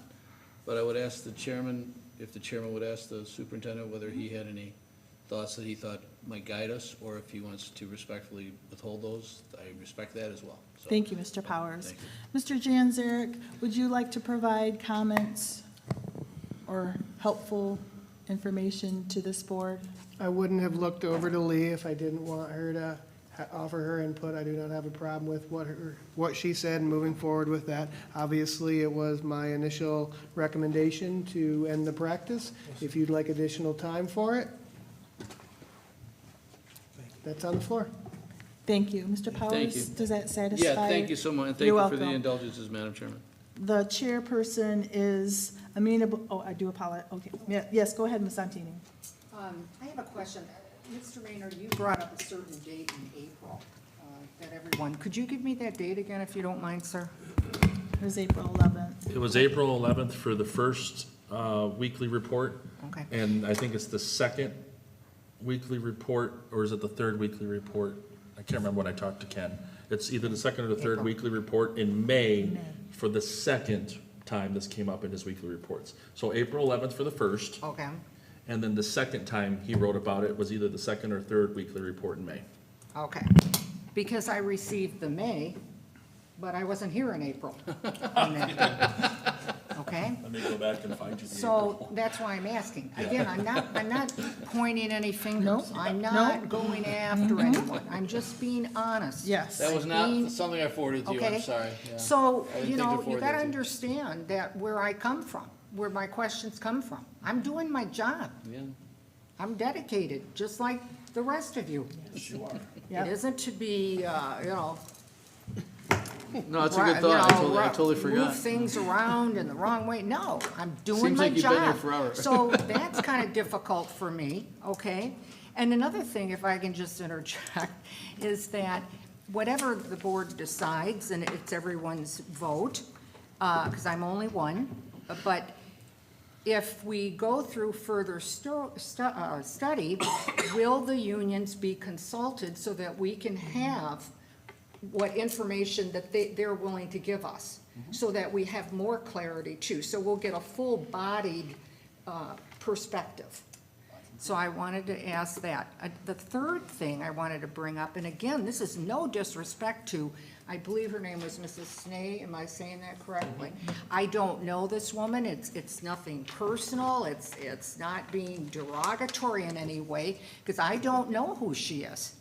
And I'm not saying that I'm supposed to know everyone, I mean, I try to, you know, I'm cordial, I talk to people and whatever, and of course, you can't know every employee, I understand that, that's no fault of them. And that's no fault of me either, because it's impossible to know everyone.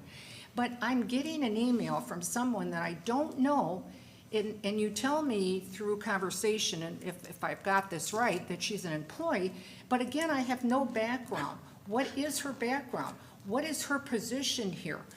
Where is her opinions coming from? Does she have a background in substantiation? Where did her research come from? I don't have any of that information, and it's not to dismiss her knowledge, because perhaps, you know, she's right on the money, but I'm not told what her position is, what authority she has to give that permission, and where she got that information to begin with. And yet I'm asked to make these decisions with all of these little variables. And again, maybe because I'm, you know, the youngest freshman here, so to speak, and others know, and they know her credentials, they know what department she works in, whether she's, you know, a CPA or she's a specialist and a master's in speech pathology. I don't know that. We don't know. Okay, so that's where I come in, where that void is. So if it, you know, again, it bears repeating that it's not, I am not being an individual trying to throw the, you know, the monkey wrench in. I want informed decisions, and I want to know, you know, from A to B to C. And that's where my frustration comes in. And again, I'm not pointing any fingers or anyone in administration, because I know everyone is doing their due diligence to do their job, as well as the people on this board. But I think my questions are valid, and I just, you know, I wanted to go on records of that. So I appreciate for your time and allowing me to say that. Thank you. Thank you, Ms. Santini. I would like to withdraw my motion to go to a salaried position. Mr. Wilson, do you support?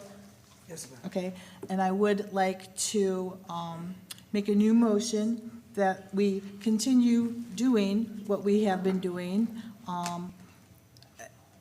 We've gone through audits, we've gone, you know, thus far, where there may be a gray area, I would like to go to how we've been paying our employees, and then we will do our due diligence in researching the matter further for the 25-26 school year. Mr. Wilson, are you willing to support that? Yes, ma'am. Okay. Board, is there further discussion on this new motion on the floor? Yes, Mr. Powers. I'm gonna vote no, just because I don't think we need the motion. I think that we should just let the Make a resolution? Well, less than that. Let the superintendent do what it's his responsibility to do. Okay. And face the consequences if he's wrong. Because we can't substitute our judgment for his. All 7 of us are not as smart as he is when it comes to running the district, okay? We're hired, or we're elected to state policy. I've never run a school district before. I don't think any of us has. Brother Wilson's is a teacher, and he's a long wait there, I believe. I believe he's a teacher in the public school system, so he's got a lot of qualifications. But we don't need to act on this. I think we should just table everything or withdraw everything. Give a support of confidence to the superintendent. Just say, Ken, Mr. Janzerk, do what it is that you think you need to do. And if you want and I've always made it very clear, he's not out there on a raft in an ocean by himself. If he needs help, it's incumbent upon him to come to us and say, I need help. I'm concerned. I think I may be putting the district at risk. I don't know. This is too much for me. Please don't see this as a sign of weakness. I need your intervention. He knows. He's a big boy. He can do that. He hasn't done that. I've made it clear 17 odd times he could do that. Why are we fixing something that ain't broke just because he happened to mention something in passing in 1 or 2 of these monthly letters that are not official doctrine? They're not edicts. They're not part of the agenda. They're not part of policy. They're not part of the record. Yes, should I read it? Would it be a nice thing for me to read it? Yeah, but I'm not obligated to read what he writes. It doesn't get infused into the agenda. So no motion is necessary, no resolution is necessary. Let the gentleman do his job. If we don't like the way he's doing it, we can excuse him from his job. Or if he's got concerns, he can put it to us. He has done neither of that. It's called officious intermeddling. It's not rubber stamping. It's not micromanagement. It's just let him do his job. So there's no need for motion, that's why I'm gonna vote against it, no matter how well-framed and well-intentioned it is, we don't need it. It's his job, let him do it, that's why we hired him, he knows better than us. Thank you. Thank you, Mr. Powers. Ms. Wilson?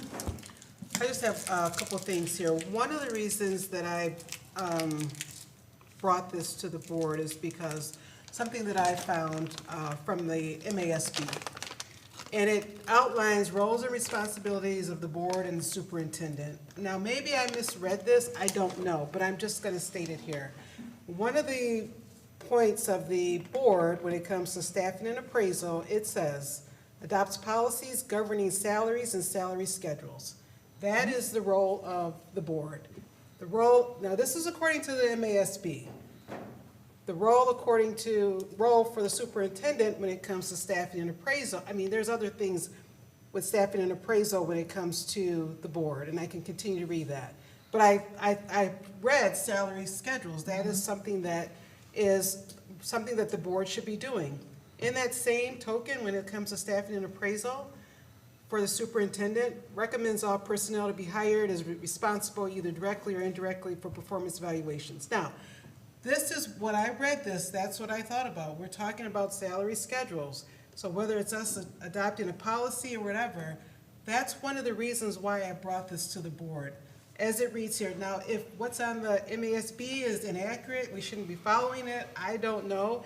But that's one of the reasons that drove me to bring this to the board. It does not say that our superintendent, with all due respect, Ken, this is what it says when it comes to setting a policy for governing salaries and salary schedules. That's how I read it. If it's inaccurate, if it's not right, then maybe I need clarification on that. But that was one of the reasons why I brought this to the board. Thank you, Ms. Wilson.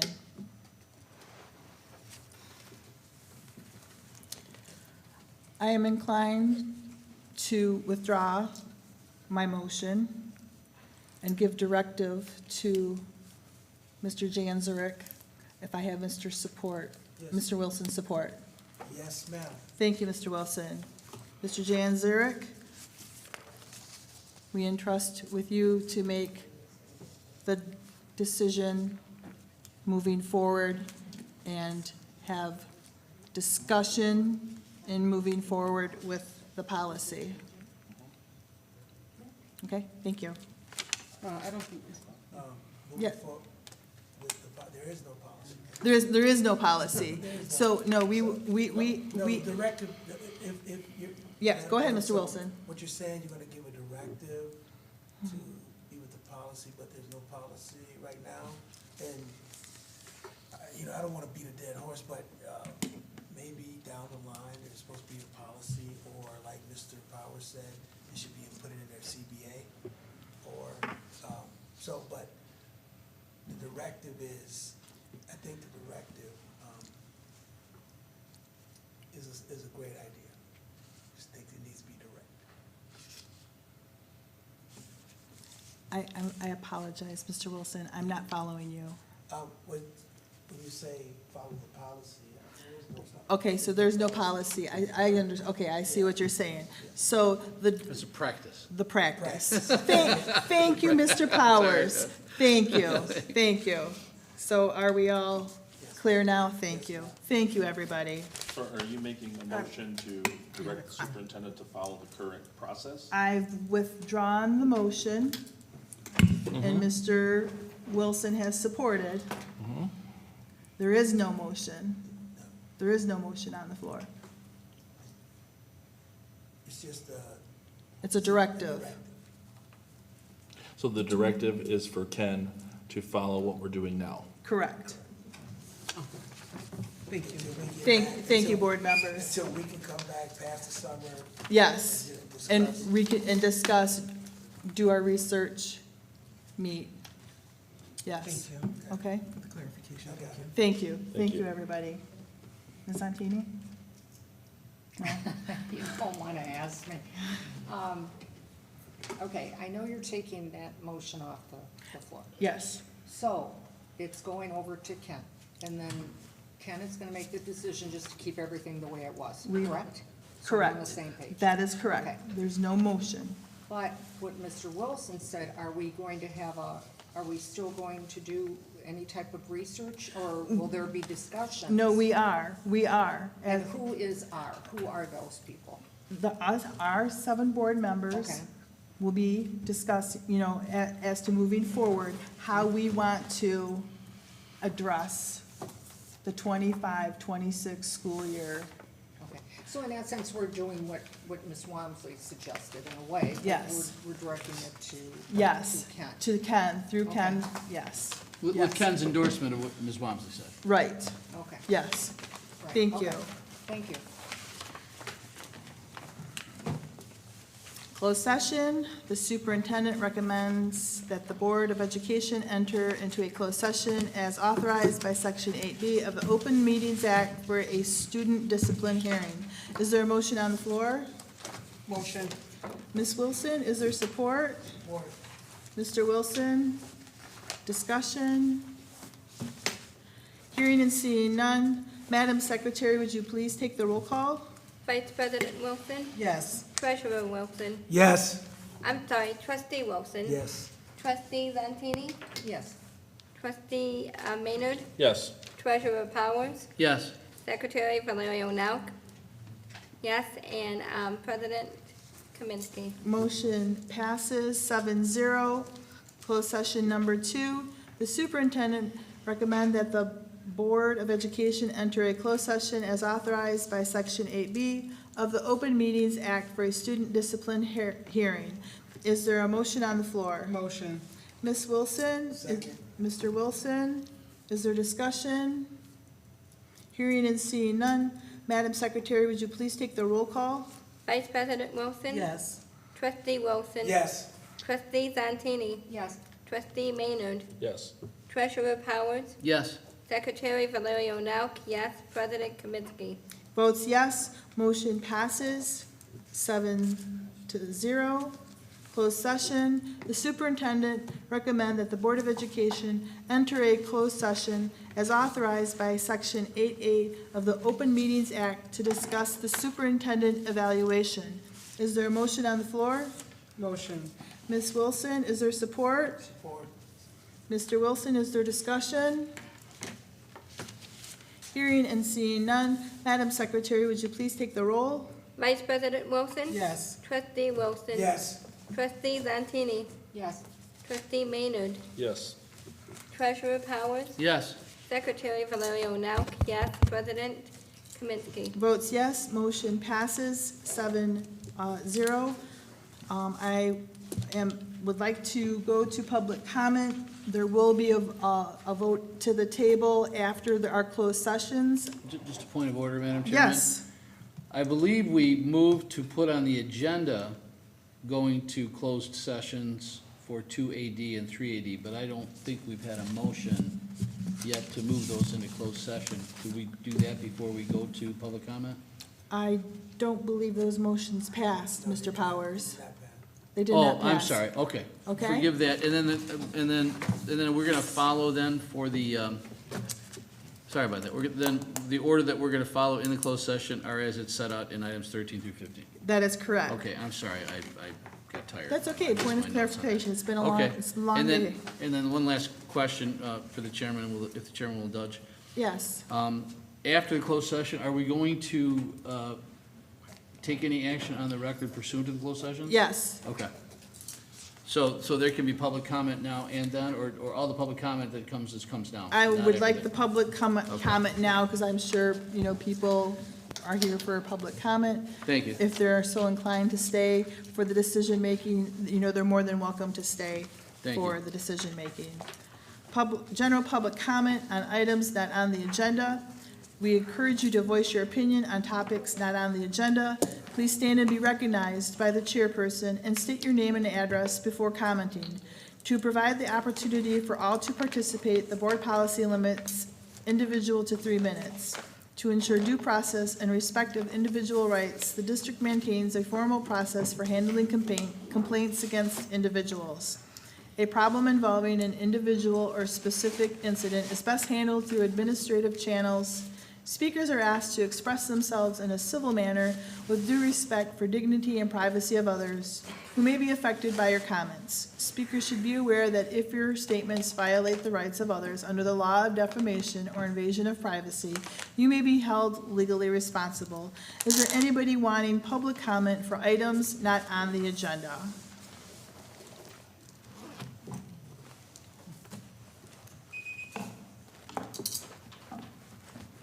Am I supposed to wait for your 3 minutes, or can I just talk? I've already got it ready for you. Okay. Sheila Pisa, Palm Meadow Drive, Clinton Township, and I am here to speak on behalf of the Young and the Fernandez families.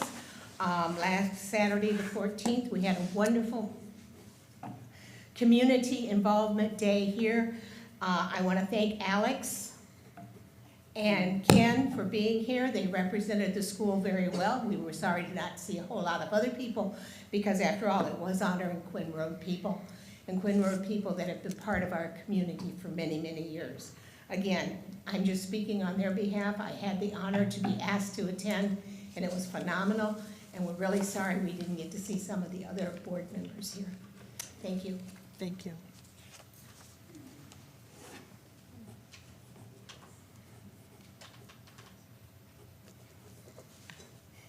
Good evening, Jay Blasius. I'm speaking on behalf of the C Club. As you guys all know, this is my last attempt to encourage you to get some constituents, some sponsors to join us July 25th, which is a Friday, the Bill of Peace Memorial Golf Outing. I know our next meeting, or your next meeting is July 21st.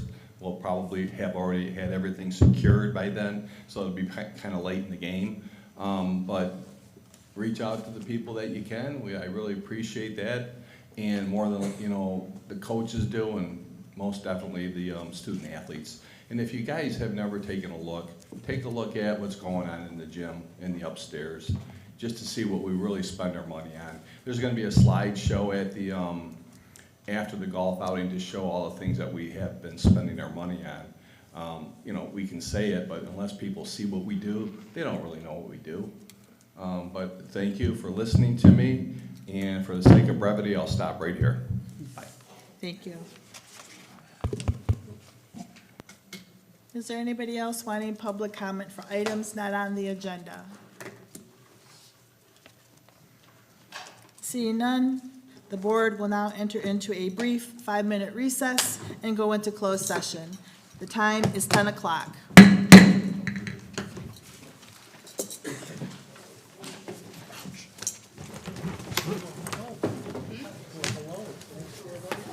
Hello. Hello. How are you? You haven't talked to me. I know, I've been like, Well, you didn't call me. I know, I got super busy. Mm-hmm.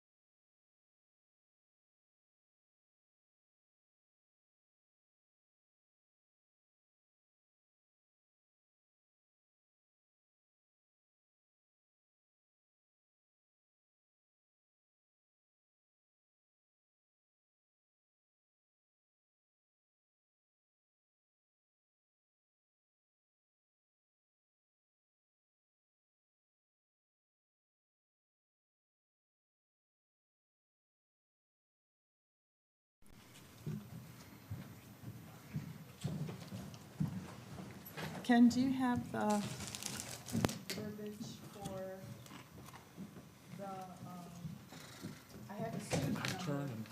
I turned, I just thought you tripped right there when you started to run. There's a motion on the You floor. thought I tripped? Yeah, when I turned that way, I was looking. Oh, no, Yeah. no, I was fine. They're both for 180 Oh, I days. can't eat chips, thanks. I have to have something to regulate No my carbs. body. I don't eat carbs. The audience, yes or no? That's ours now, so it's down Yeah, I was wrong.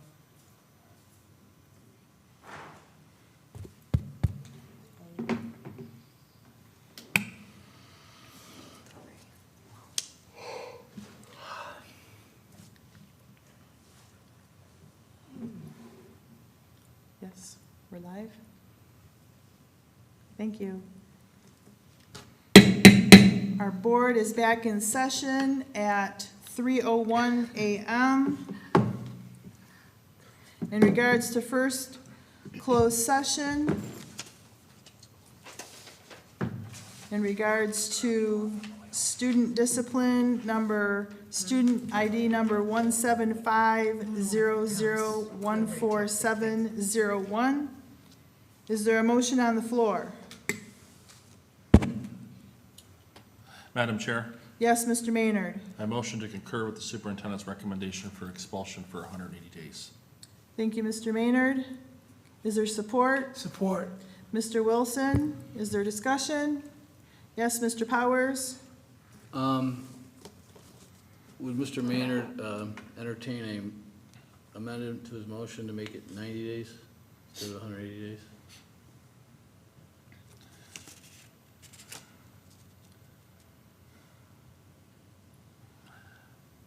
I would entertain entertain student number. 17500147001. I would entertain him, I would say this, I would entertain him being kept out until the semester break with the review by the board to determine whether it should go the remainder of the 180. Thank you. Is that acceptable to you, Mr. Wilson? No. Okay, then I don't have support for my change.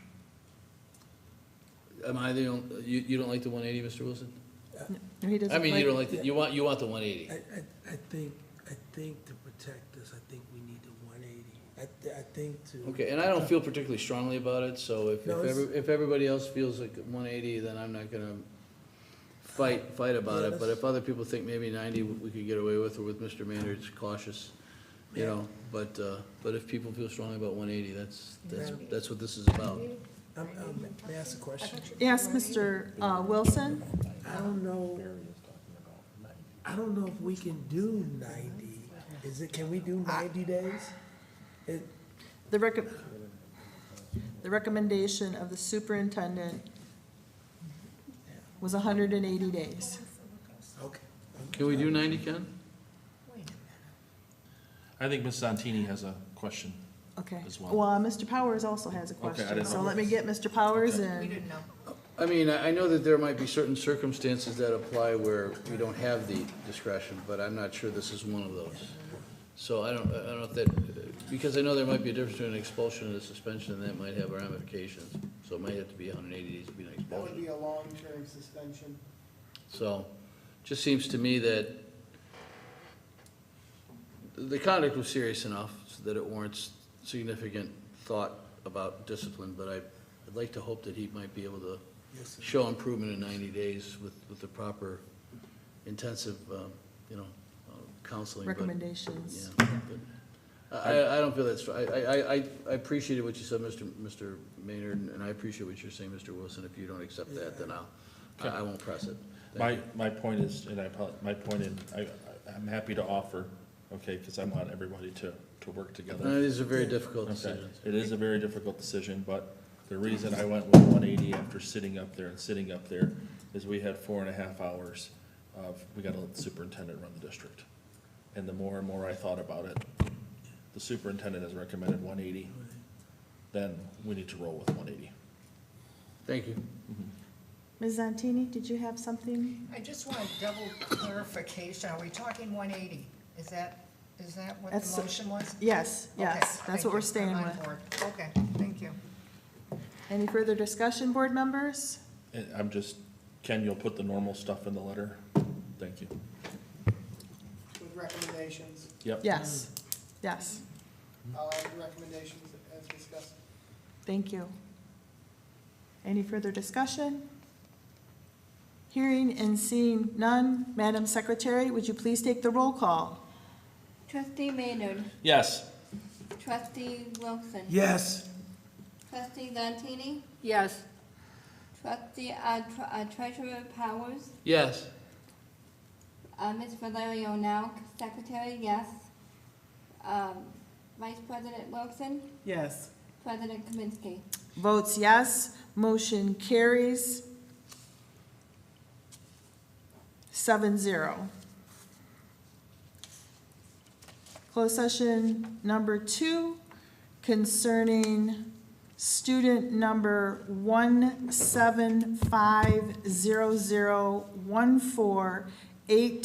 1750014-860. Madam President, Yes, Mr. Maynard. I move the expulsion for 180 days with the standard requirements the superintendent puts in. Thank you, Mr. Maynard. Is there support for Mr. Maynard's motion? Support. No. Ms. Valerio Noak, duly noted. Expulsion.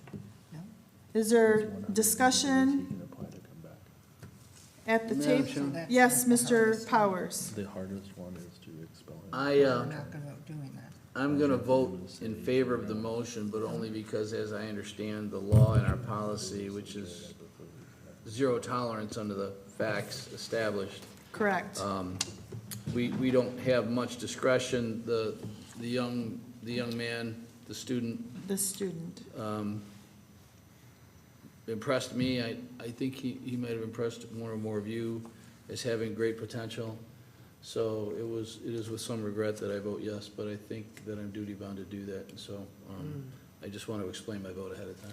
Thank you, Mr. Powers. Thank you. Other board members? Madam President, Yes, Mr. Maynard. my colleague to my left, Mrs. Zantini, asked a question of me, and I think I want to ask it of the superintendent.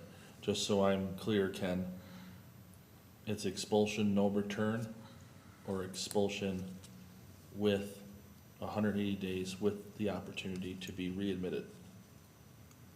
180 with the opportunity. And that's your recommendation? That's my recommendation. Okay. Thank you. You're welcome. Any further discussion, board members? Hearing and seeing none, Madam Secretary, would you please take the roll? Trustee Maynard, Yes. secretary Valerio now, yes.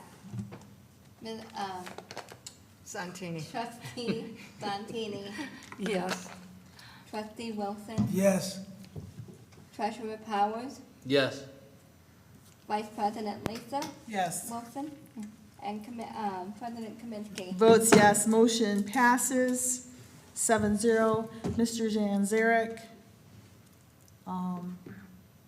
you know your instructions. Thank you. Closed session number 3. Motion to approve superintendent evaluation score. I will move that the Board of Education approve the annual performance evaluation of Superintendent Kenneth Janzarek for the 24-25 school year and assign an overall evaluation rating of effective with a numerical score of 30 in accordance with the board policy and state evaluation criteria. The evaluation was conducted using established metrics, including visionary leadership, policy and governance, instructional leadership, communication and community relations, organizational management, professionalism, and ethics, as well as student growth and assessment rating. The board has reviewed and discussed the evaluation in closed session in accordance with the applicable laws and now moves formally to adopt the overall rating. I make the motion. Do I have a second? Second. Mr. Wilson, is there discussion, board members? Hearing and seeing none, Madam Secretary, would you please take the roll? President Kaminsky. Votes yes.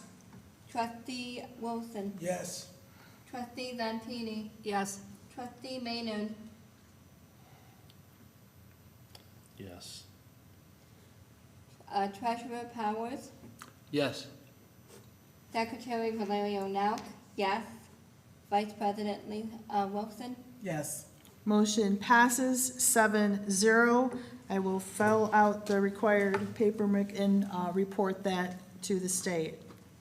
At this time, Madam President, yes, Mr. Maynard. you just turned it over to Lee, and Lee puts it in the report, and you have to put a letter in as well. Thank you, Mr. Maynard. You're welcome. At this time, is there a motion on the floor to adjourn the meeting? So moved. Mr. Maynard, is there support?